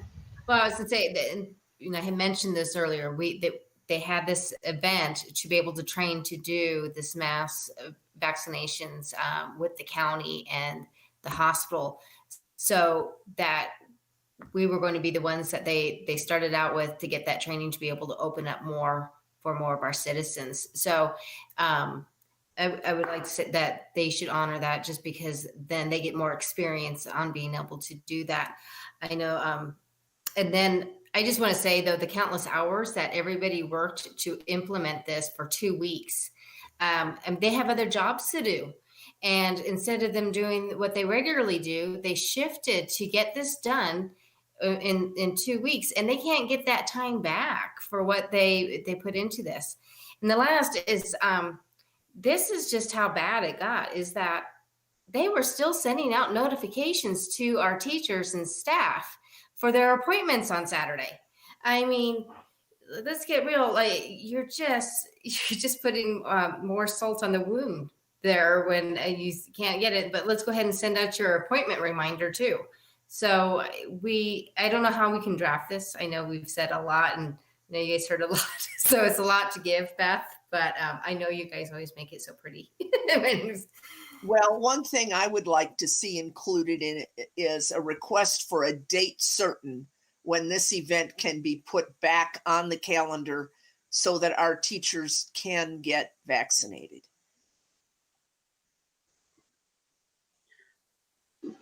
I was thinking kind of like a 2-week type of thing. Go ahead, Beth. Yeah, so I've captured all of this. And so we could do this in a letter and capture all those thoughts really nicely. If you want a resolution, we really need a ultimate call to action at the end. Whereas. So are we saying the ultimate call to action, or the call to action would be to honor the original decision and a request for a date certain? Or is the preference to try and include all of it in a letter? And because you kind of have 2 options there, but really if we do a resolution, we need that. What is our ultimate ask? Who would like to speak to that? What gives more impact, Beth? That's what I was going to ask. And Dr. Cleveland, like a resolution, does that give more weight, or a letter? What are your thoughts on that? Well, what I've always been told is the resolution is more formal and carries more weight. But I think it can be done either way. I mean, I don't think it's ultimately going to be that much of a difference. I would just add a couple of things. I think even though the decision wasn't made there, it was certainly the topic of conversation. I do think sending a copy of it to the legislative leadership in Santa Fe, the Speaker of the House, and that should be included in this, in addition to the the governor, because I do think they can bring a lot of pressure to bear. And I would be remiss in not saying that some of our delegation definitely stepped up and was very vocal and very strong in opposition to what occurred. And we really appreciate the fact that they did that. One other just quick comment. I just thought it was so interesting based on what Catherine was saying about CDC. In this particular article, it said that they were going to move on when half of one priority group has been immunized. The state will open access to the next group. The idea is to avoid a lag by adhering to the priorities too rigidly. And so I think that's exactly what we're saying, is that there needs to be some flexibility there. And this would have been a really good example of how that flexibility could have been so wisely done, that would have really helped us a lot. So, but I think you can do either one, President Galbraith. I think, and if we have a meeting in a couple of days, we could definitely bring that resolution if that's how you want to go about it. The drawback to resolutions, and Beth, jump in, the drawback to resolutions is that you can't put as much specificity in it. And so it depends on where, whether you want the general strong statements or whether you want greater specificity and being able to explain more. And a letter is a better venue for doing that, in my experience. Excuse me, in my experience, probably the resolution is stronger, because airing all the grievances probably doesn't strengthen our position anymore than just stating what our expectations are. And I think it needs to be understood that Sandoval County is smaller than Bernalillo County, and we had already met that threshold of 50%. I was stunned when you just said that now, because that's what I asked the commissioners on Thursday when I was speaking to them. Did we, are there some people in the jump ahead of us that, we just ignored? And that's not the case. We have been in Sandoval County fulfilling those demands. So I think there needs to be clarity around that too. We're not Bernalillo County. We're Sandoval County, and we're smaller, and we are able to be a little more fleet-footed. I'm sorry, did we meet our threshold of 50%? Well, it's my understanding that the group ahead, what is it, A1 or however it's labeled. But they're saying 1B at the 75 and older, and the people with underlying conditions. We've done all of our nursing homes. It's my understanding. Yeah. As far as I understand, at least in Rancho, I think that's happening. So I prefer a resolution, because I agree that it is stronger. I think that's kind of where, and I agree. I think we can get off topic. I think we really need to kind of state the facts, and what we need is the resolution. And I do think that they need to implement the date, reinstate it, and give it. Sorry, Board Member Cullen. And this is Board Member Coleman. Also too, in doing this doesn't limit us from, as community members, making our own individual contacts, being fully aware that just as one person, we're just a community member, but that shouldn't stop us from also communicating our just our frustration over this situation. So. Absolutely. Sorry, I was just going to clarify. We're at 50% for 1A, but not 1B. So, yeah. I thought we were better than that, even for 1B.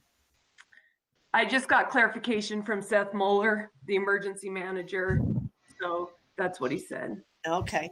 Where are we on 1B? Do we know? I don't know. Okay.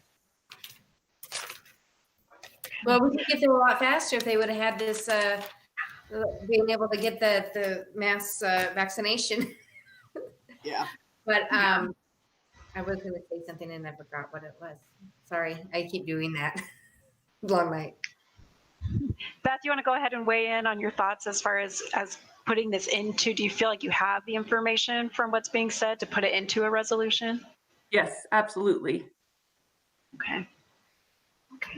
And I apologize. I do remember when Board Member Coleman was talking, and we can contact our legislators. I tell you, as soon as I found out about this right away, I contacted Senator Brandt, and of course him and a lot of the local legislators were very supportive of the district and putting that out. So I think that we really do, like Secretary Scott had mentioned, calling the governor's office. So this is not the only thing that the avenue we have, but we really need to voice it as a community. Mm-hmm. Yes.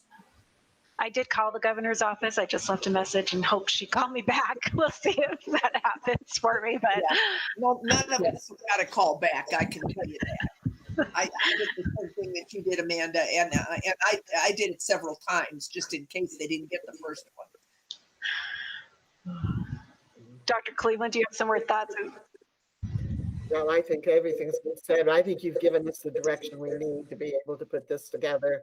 And I do think that your comments about it being a resolution is probably the better way to go. I think they know by now that we're not real happy. And so now what's next and what are the next steps? So this is just so unfortunate that this occurred. Yeah, and really fast, and the chances of all of our legislators watching right now, I know isn't great, but I do want to vocally and just say thank you to all of them who were willing to do some work for us, to go out there to write letters and to support our school district, and that they saw the importance of that clinic, just as we saw that importance. So thank you to any of those who are watching or who might watch this in the future. We appreciate it. So, how do you think we're doing as far as our conversation? You feel like we covered everything? I do. Do we need to vote on our decision to move forward with the resolution? Well, I think that we don't really have to vote to move forward, do we? Because they're going to have, Beth, you're going to put that resolution together and then we can vote on the resolution at the board meeting. I think we do need to put in on the record that that a committee was formed of Dr. Cleveland, Wynn Coleman, and Beth Pendergast to draft our resolution, and that we will vote on that resolution in our meeting on Thursday. No, because we haven't put it on the agenda for Thursday. Can we put it on the agenda at this point? And this is board member Coleman. That's I think you can add items to the agenda. Can you not, Lauren, as long as you posted the meeting? You can add items to the agenda, but you have to have an item on the agenda 72 hours in advance. We're already past 72 hours for the Thursday afternoon meeting. So should we have the meeting on Friday so that we can? Well, I think we could, I don't know, am I wrong? Maybe, I feel like everything's been put out there. Could we just vote tonight that we have asked that a resolution be drafted and with the ideas that we spoke about tonight, and that we will put that out? Go ahead, Catherine. Well, I was going to say we could have just Wynn Coleman and Beth Pendergrass. We can just authorize them to go ahead and draft it, review it, and approve it. Wynn can go ahead and have the final say on the board for it, so we can go ahead and vote on it and get it done. Yeah, and I think that we need to act sooner than later on this. This is board member Coleman, and so waiting. And I know that we can't. The other concern is that Thursday is a closed. If I remember right, it's a closed session. No, it's open. Yeah. Oh, okay. I thought it was closed. But I think that's the easiest thing. We just go ahead and delegate this to the board member Coleman and Beth Pendergrass, and they can do it. Let me just throw something out. You don't need to authorize it at all. I mean, we bring resolutions to you all the time. The board's function is to say yes or no, and I think to give us direction is good. But okay. and Lauren, jump in if you think I'm wrong here, but I don't think we have to vote for us to develop a resolution. We do that all the time.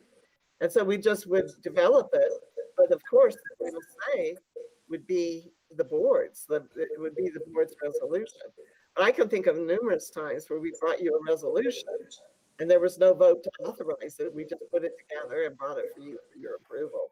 So I don't know. I don't think it's essential to do that at all.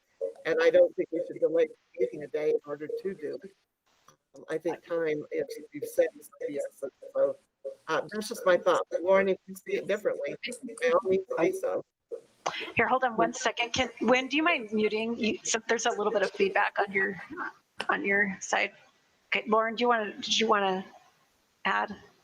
Yeah, Madam President, Lauren Hatch, General Counsel. The way I understood what Member Cullen was saying, she was suggesting that we appoint a committee to actually draft and approve the resolution, or to just draft it. That we're giving her basically, yeah, they can draft it and approve it and send it, so we're not having to come back as a board. Because a lot of times when you as administrators do you'll do a resolution, sometimes it'll come back to us for final approval before we send, but instead we can just have Beth saying, no, go ahead and just do it and send it off with our direction. If that's the approach, Madam President, if that's the approach, I would recommend a vote right. authorizing that. If it's just to draft it for the board to approve later, I don't think a vote's required. Right. So that's what I'm saying is if we don't want to, so if that meeting's on Thursday, we don't have time to do it and we want to get it out right away. That's why I'm saying I think it's best just to go ahead and vote tonight and get it done and over with, and not having the resolution come back to us for any type of final approval.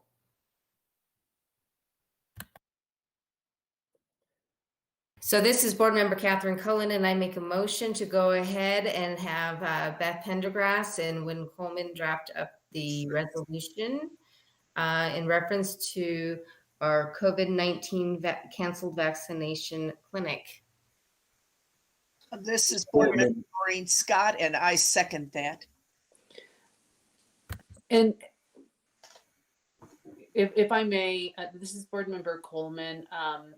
As just for discussion sake, I don't know if it's worth including it be a collaboration of myself, Beth, and Dr. Cleveland. So I think that I would appreciate having her as a part of that. She's always included. Sometimes I'm the very last to know about things, so don't count on that. But one of the things I said we also can do is and I don't believe there's any problem with that, is we could get it drafted and we can send it out to everybody.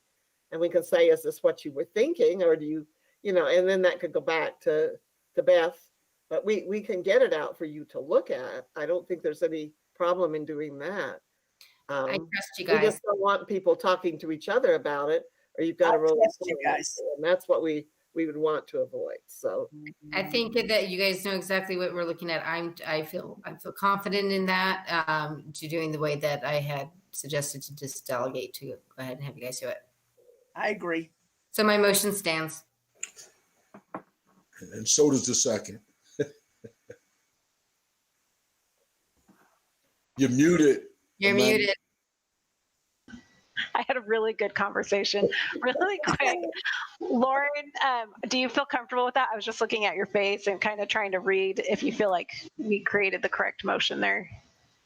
Yeah, I feel comfortable with that if that's what the board would want to do. The only suggestion I would have is maybe you have 2 board members, but whatever the board wants to do, I think that's sufficient. There's not a lot of guidelines on resolutions. It's a more formal communication, but I think the board can do what it wants. Actually, that's a good idea to have 2 board members. So who would like to? I'll be a part if that's okay. Amanda, Wynn, Dr. Cleveland, and Beth Pendergrass. Okay. Approve the agenda resolution and to forward on to the governor, legislature, and Department of Health. Thank you. Thank you. And do we need another second on that? No, we have the second and the motion. Okay. We just need to call the question. Well, I just amended it, so. Yeah, she amended it. If I'll second it. I'll second it. There we go. Thank you so much. Appreciate that. And thank you for that, Council, Lauren Hatch. Appreciate it. So with that, Jane, can you take a roll call vote for us on the motion? Yes, I will. Vice President Morgan, Yes. Secretary Scott, Yes. Board Member Cullen, Yes. Board Member Coleman, Yes. President Galbraith. Yes. Thank you. Thank Okay, you, everybody. Thank you so much, Board Member Coleman, for bringing that to our meeting tonight. Very much appreciate it. And thank you for everyone. It was a good discussion that we were able to have on that. So for item E, we just have a couple more to go through, and we'll consider the approval of the revised RRPS 2021 school calendar. Mike Chavez, for our Director of Human Resources, and Peggy Johnston, our Human Resources Director, will present. Thank you very much, Madam President, Dr. Cleveland, members of the board. This is Peggy Johnston, HR Director. Mike Chavez is unable to join us this evening, so you get me. I thank you so much for allowing us to bring this before you at kind of a short notice. In response to public inquiry and public comment, we have been listening to parents who have been wondering why our current calendar ends on a Monday, that we end the school year on a Monday. And the simple answer to that is, after we had started the school year, we then implemented the extended learning plan, which added the 10 days to the contract and the 10 instructional days. And just really for simplicity's sake, we added them to the end of the school year. So it does make sense to go back and revisit. If you all will just indulge me in for a second, we have two proposed revisions. The first one I'd like to bring your attention to is to remove one of the holidays surrounding the vernal holiday in April. So we originally had April 2nd and 5th, that was a Friday and a Monday, off. And we are proposing removing that Monday, April 5 from the current calendar, make that an instructional day, and then shorten the school year by 1 day. So instead of ending the school year on Monday, June 7, we would then end on Friday, June 4. That's the first proposal we have. I don't know if you want to talk about that one first, and then I can give you the second one we also have, or if you'd like me to go ahead and present the second one as well. Yeah, go ahead and go into the second one. Yeah. Great. So the second one that we also came up with then is to remove one of the days surrounding the President's Day holiday. So we currently have Monday and Tuesday, February 15 and 16 as holidays. The proposal would be to remove Tuesday the 16th, make that an instructional day, and then that would again shorten the calendar year to Thursday, June 3rd. The only concern we did want to bring up with that is, of course, that's only a few weeks out, a little bit different from the April dates that we might be changing. If we were to change a February date, it's possible that parents may have already made some plans to be out of town, and that may present a hardship. But we did want to present you with both of those options. Thank you, Peggy. I appreciate that. Dr. Cleveland, did you want to talk before we go to any questions from the board or discussion? Not really, except to say that if you come back on that Monday, nobody will be here but the staff.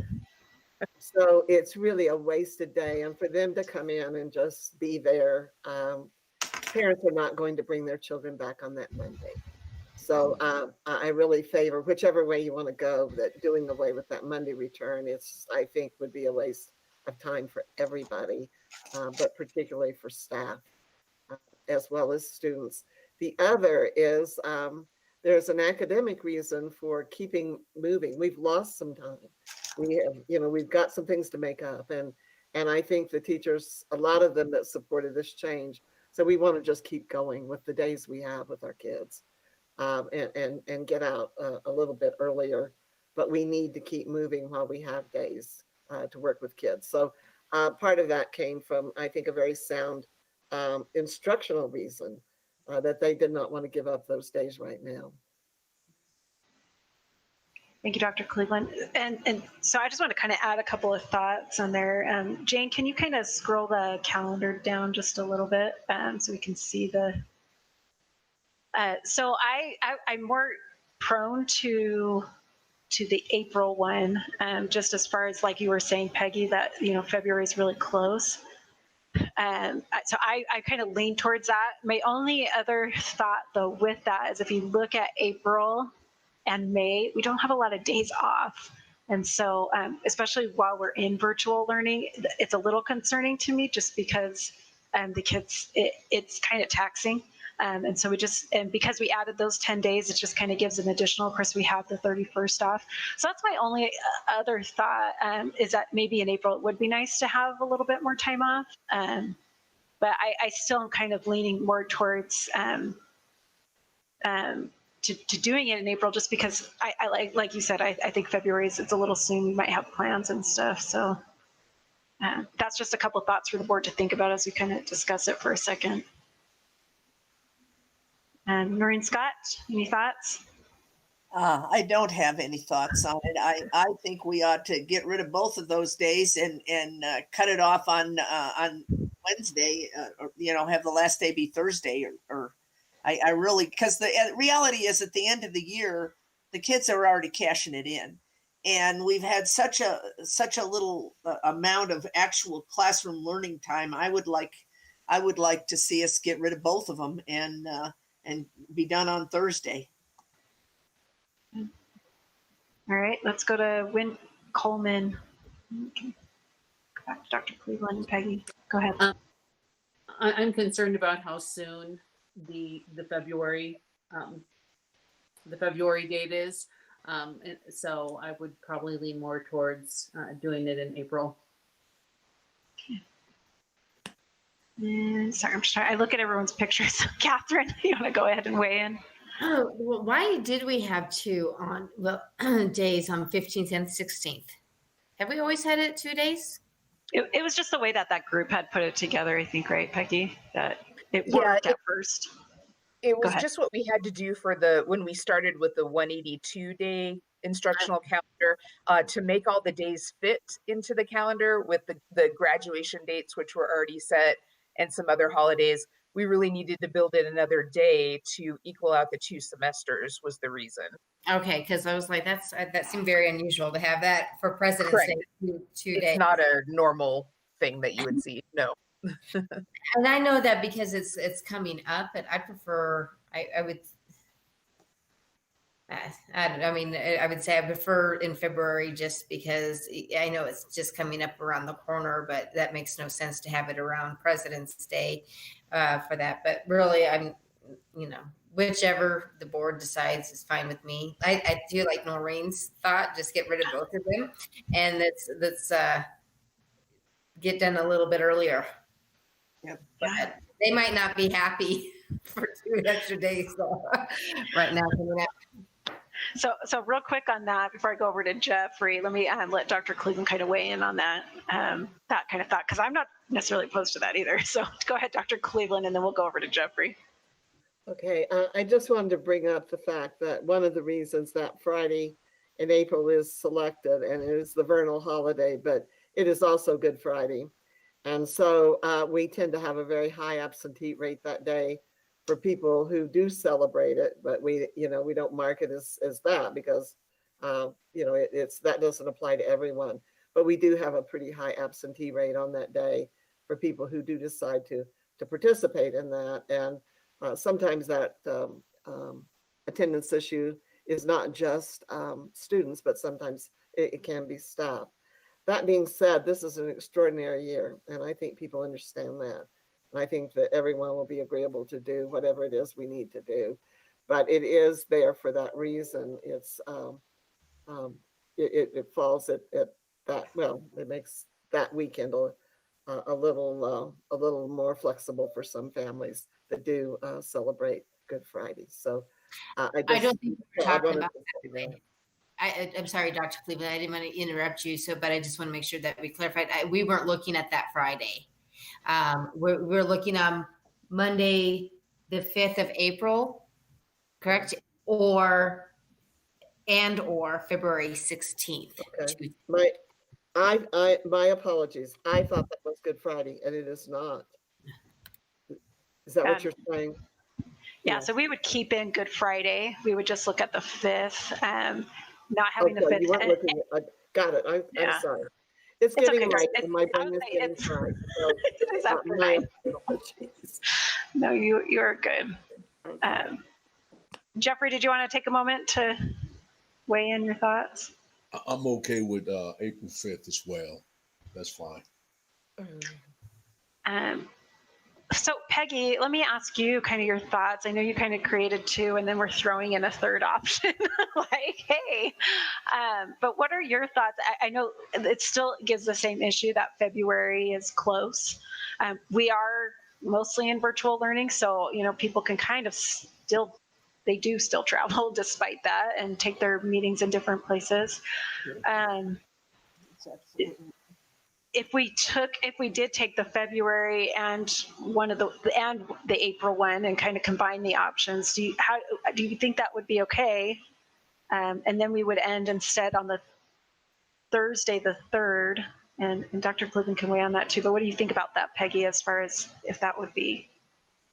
Well, Madam President, I think that would be a wonderful option. I truly think that when you're looking at the overall calendar, more students, more parents, more teachers are probably going to want to end 2 days earlier, especially because both of those holidays that we were talking about are not normally found on the calendar.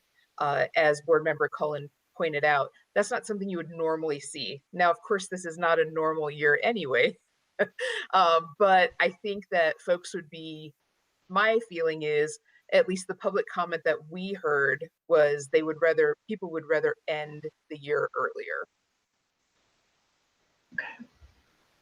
Okay, thank you. Dr. Cleveland, do you think that would you recommend that? Would that be okay if we went for the third option? I like that option, and I think it's a good one if the board supports it. I agree exactly with what Peggy said. I think people now are concerned that we've extended the year and families did have other plans and other things, and they were not aware of it because we weren't aware of it. And so I think to finish earlier may be more palatable to families who have other things that they want to do this summer. So I like the third option personally. Okay. Okay, any other discussion from the board on that? No. No, not for me. Okay. I can't tell if Catherine wants to create the motion. Okay, I was going to do it, and then I was like, she looks like she's going to do it. So wait. Well, I just have to say real quick, I have never adjusted, being on the school board for all this time, I have never discussed the calendar more than I have this year. So I'll make a motion that the students will attend school on Tuesday, February 16th and April 5th. And our school year will end. Hold on, let me go through my calendar. What day is it? Somebody has it faster than June 3rd. June 3rd. Okay. And I'll second that motion. Thank you, Catherine. Jane, can you take a roll call vote for us? Yes, I will. Vice President Morgan, Yes. Secretary Scott, Yes. Board Member Cullen, Yes. Board Member Coleman, Yes. President Galbraith. Yes. Thank you. Thank you. Motion carries 5-0. Thank you so much, Peggy, for bringing this, and thanks for considering our third option that we threw in there last minute. No, thank you for making that third option. Yes. Yeah. Thank you all. I appreciate it. All right. Thank you. Okay. For our last item for tonight will be a presentation by Dr. Cleveland about a request she'd like to make to the state auditor about an audit finding. Go ahead, Dr. Cleveland. Are you willing to sit through this, or do you want me to move it? I'm willing to do it, but if you are also tired, you don't want to do it, I'll move it to the next one. Go ahead. It's really up to you, Madam President and board members. Dr. Cleveland, do you feel that, I think I'm okay to continue onward. I want to make sure that you feel comfortable with presenting, even since it's been such a long day, if you feel still kind of fresh in mind. No, I'm fine to do it if the rest of the board is okay to do it. Go ahead. Yeah. Okay. We have an audit finding, and I would just, and this is not in any way critical of our auditors, so I want that to be really clear. I would like the board to authorize me to be able to request the state auditor to consider removing that audit finding. And I will share with you my rationale for it. When last year for Veterans Day, the Rio Rancho School District was asked if we would help sponsor and participate in a Veterans Day ceremony at the soccer complex. It was quite an undertaking. The event was organized by the Rotary Club, but they were simply organizing it. Many other entities participated in it. The city, a large number of folks were part of it. And so it wasn't just one organization, it was several organizations, but certainly the Rotary Club did take the lead on it. The district purchased flags to be used in that event, and then those flags were returned to the district. And on every flag that was put out on that field, and I don't know if you saw it, but it was an incredible experience, probably the most moving veterans ceremony I've ever attended. That whole field was just full of flags, and we as a district bought 3, and this is who we honored, and it was on the flag very clearly that it was the former students of this school district who were currently serving on active duty. Jane, you lost the slide. Okay. Those personnel, our personnel who had served in the military, we have a significant number of our teachers and administrators who have been military personnel in the past and have retired out of that or did not serve a full, we're not career military, but served. And then the third are the parents of our students who are currently serving in the military now, particularly those who are stationed overseas, Afghanistan and other places. And so it was on the flags who we were honoring. And so we believe that falls under the honoring and recognition component that we are allowed, in our opinion, to do.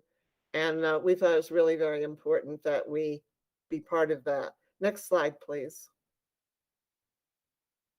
So what did we receive? One of the things I heard this evening in the audit was you had to get something for it when you spend money. And so what did we get back as a district from it? And I think we got a lot back.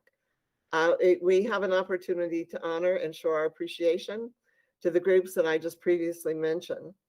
Also, there was an opportunity to hear the speakers at the event, and many of them provided the life stories of their service and experiences.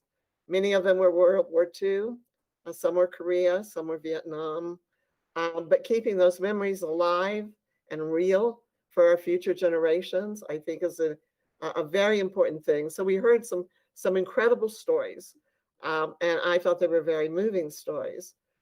Another thing we received for this is an opportunity for our students to participate in the event, and many of our students did attend, and some did participate, for example, our ROTC students, but many did attend.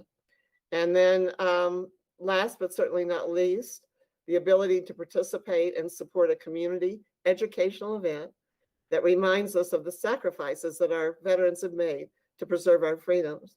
And so I believe we got a lot out of that. I believe the community gained a lot out of that. As you can probably tell, I'm very passionate about that. My husband served. My father served in World War II. My grandfather served in World War I.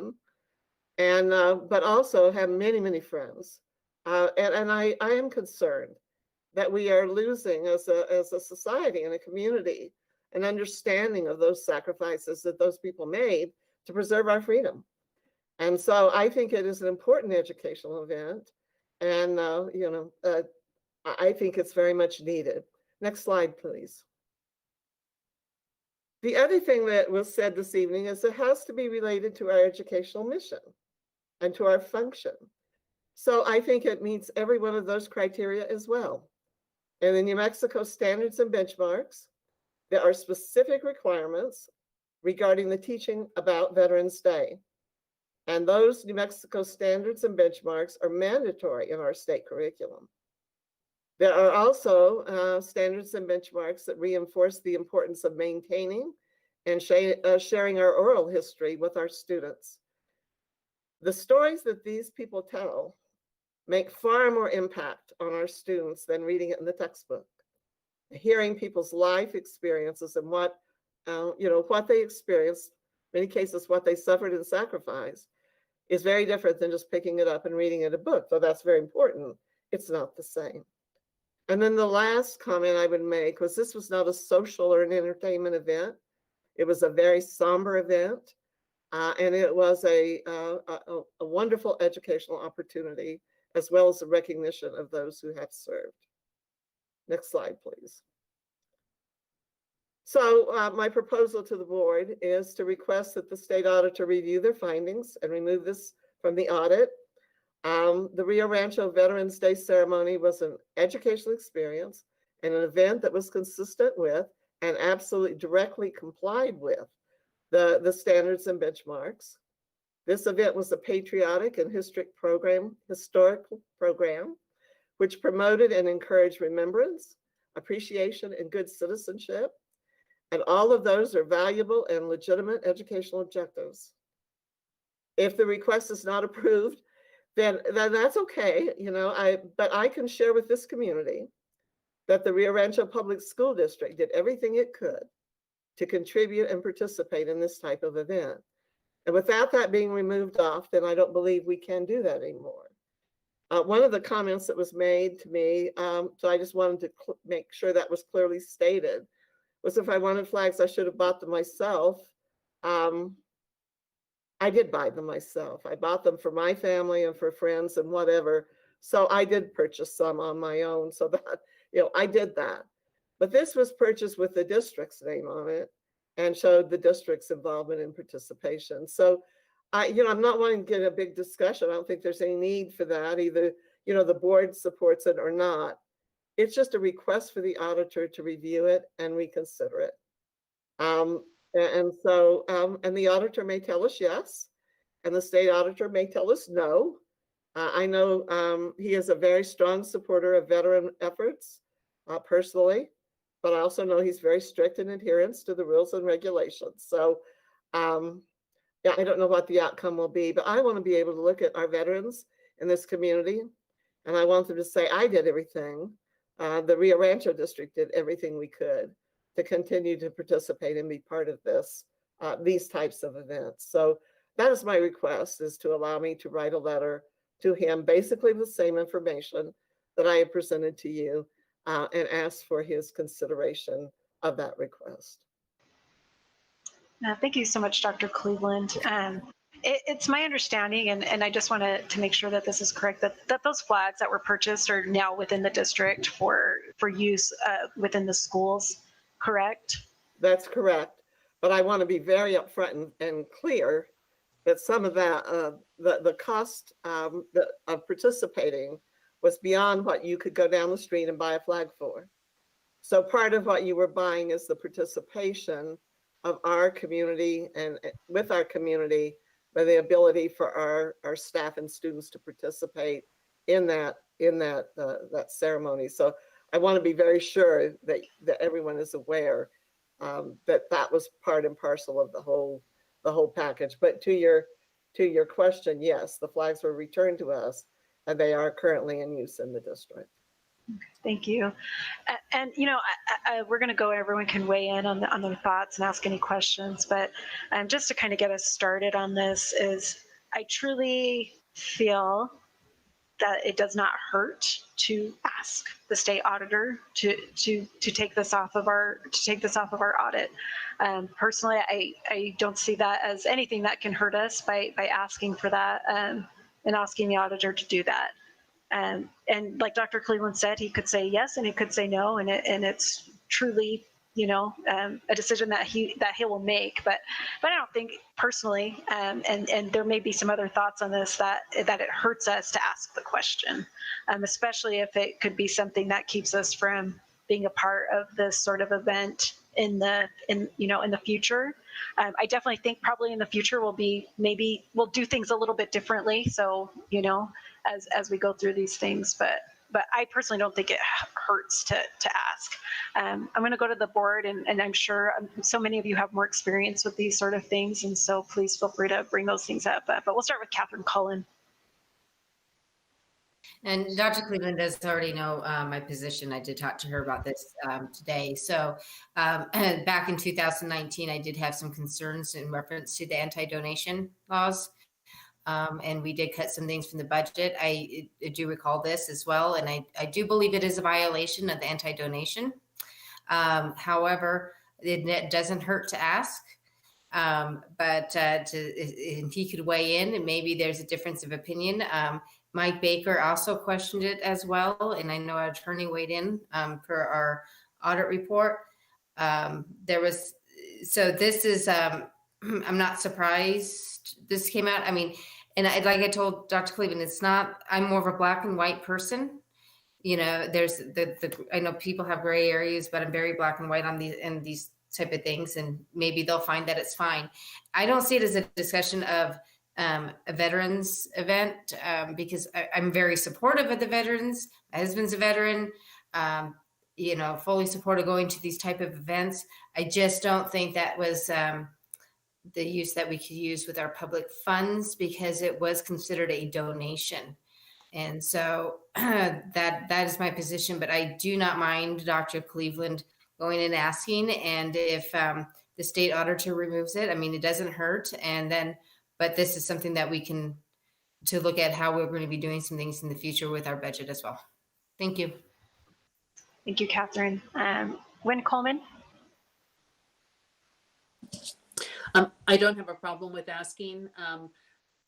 Where I do have a concern is in doing this, in allowing this, what does that open us up to as far as other things that could be also those teachable opportunities. But that being said, I don't have a problem with asking to see what is said. Thank you, Wynn. Noreen Scott. I'm in favor of allowing Dr. Cleveland to ask permission to have the finding removed. One of the things that I heard the auditors say today is that we should not be ingratiating any other nonprofit. And it's my understanding that nobody gained any monetary value from this veterans event. So that in and of itself tells me, in other words, it wasn't a donation to a charity where the charity got an advantage. Do you see what I'm saying? So, okay, that's all I have to say. Okay, thank you, Secretary Scott. Jeffrey Morgan. Yeah, I am in favor of Dr. Cleveland going back and asking. So I'm in favor of that as well. So. And then Dr. Cleveland, do you want to weigh in again, just as the discussion's gone? Well, I appreciate the opportunity to ask, and I just feel our veteran community would be appreciative that we did. And so, again, I guess it comes down to what you see a donation as. To me, a donation is giving something for no return. And I hope that maybe this evening I share what I think we did get in return. I think we got a lot. And so I don't think it qualifies for a donation in that sense. It was also, I think, was said this evening, nonprofits, but you can certainly buy things from nonprofits. We do it all the time, as long as you get something for it. And so there are some 501c3s and others that we purchase things from, but we have to get something for it. And I think in this case, I think we got something of great value from participating in it. And so in that sense, I don't see it as a donation. I see it as a purchase of an opportunity. But anyway, I will draft the letter if the board does approve that, and I will send it to the state auditor. And as I said, he may not agree, but at least we can say we tried, and we can say to our veteran community that we tried when these things are organized and we were not able to participate. So, and I'm hoping he will remove it and see that point of view, but I don't know whether he will or not. So I would like to try. Well, I was going to say, Dr. Cleveland, I hope that he does go with your point of view. So we're wishful. At least we will have tried, and I think people understand that. And I think we can say to them, look, we tried. But I really do mean that. I think anyone who attended that ceremony that day walked away feeling they had been again truly a gift, that we had the stories we heard and the experiences that these people shared with us. I came away feeling it was a gift. And so I think we got plenty from it first. All right, thank you, Dr. Cleveland. I appreciate that. And board, is there anything else, any further comments on this item? No. Okay. I will entertain a motion on this item. I make a motion for the approval of request to the state auditor for the reconsideration of the audit finding. I'll second. Okay. We have a motion and a second. Jane, would you take a roll call vote for us on this? Yes, I will. Vice President Morgan, Yes. Secretary Scott, Yes. Board Member Cullen, Yes. Board Member Coleman, Yes. President Galbraith. Yes. Thank you. Thank you so much, Jane. And before I move into advanced planning, is there anything else, Dr. Cleveland? Okay. Just like we've been in. Thank you. So and anyone else from the board, if there's anything, okay. So for advanced planning, February 8th, 2021 will be our next regular board meeting. February 10th through the 13th is the 2021 NMSBA 2021 Board Institute. That will be on your calendars. Jane put that onto everyone's calendars. February 22nd, 2021 is another regular board meeting. And also just to announce, we do have a special board meeting on Thursday, the 28th. And that's, Jane, that's at 4:30, am I right? Yes, it's at 4:30. Okay, 4:30. So for anyone who would like to attend that. So with that, I thank everyone for being with us tonight on this late evening. And I hope you all have a good night, and our meeting tonight's adjourned. President Galbraith, could I just say one thing? The reason we're doing it at 4:30 is that we have a 5:30 parent university on CPU. And so that would be very hard to change. So that is the only reason we're doing 4:30, is so we can continue on with that parent university. And I just wanted the public in particular to know that's why. Okay, sounds good. Thank you, Dr. Cleveland. Appreciate that. Catherine, you're trying to say something. I saw Janet had raised her hand, but then she left, so I think it's a mistake. Okay, I hope Just so. waving goodbye. Yeah, there you go. Good night, everybody. Good night. Thank you, everyone. Bye. Night. Thank you. Thank you, John.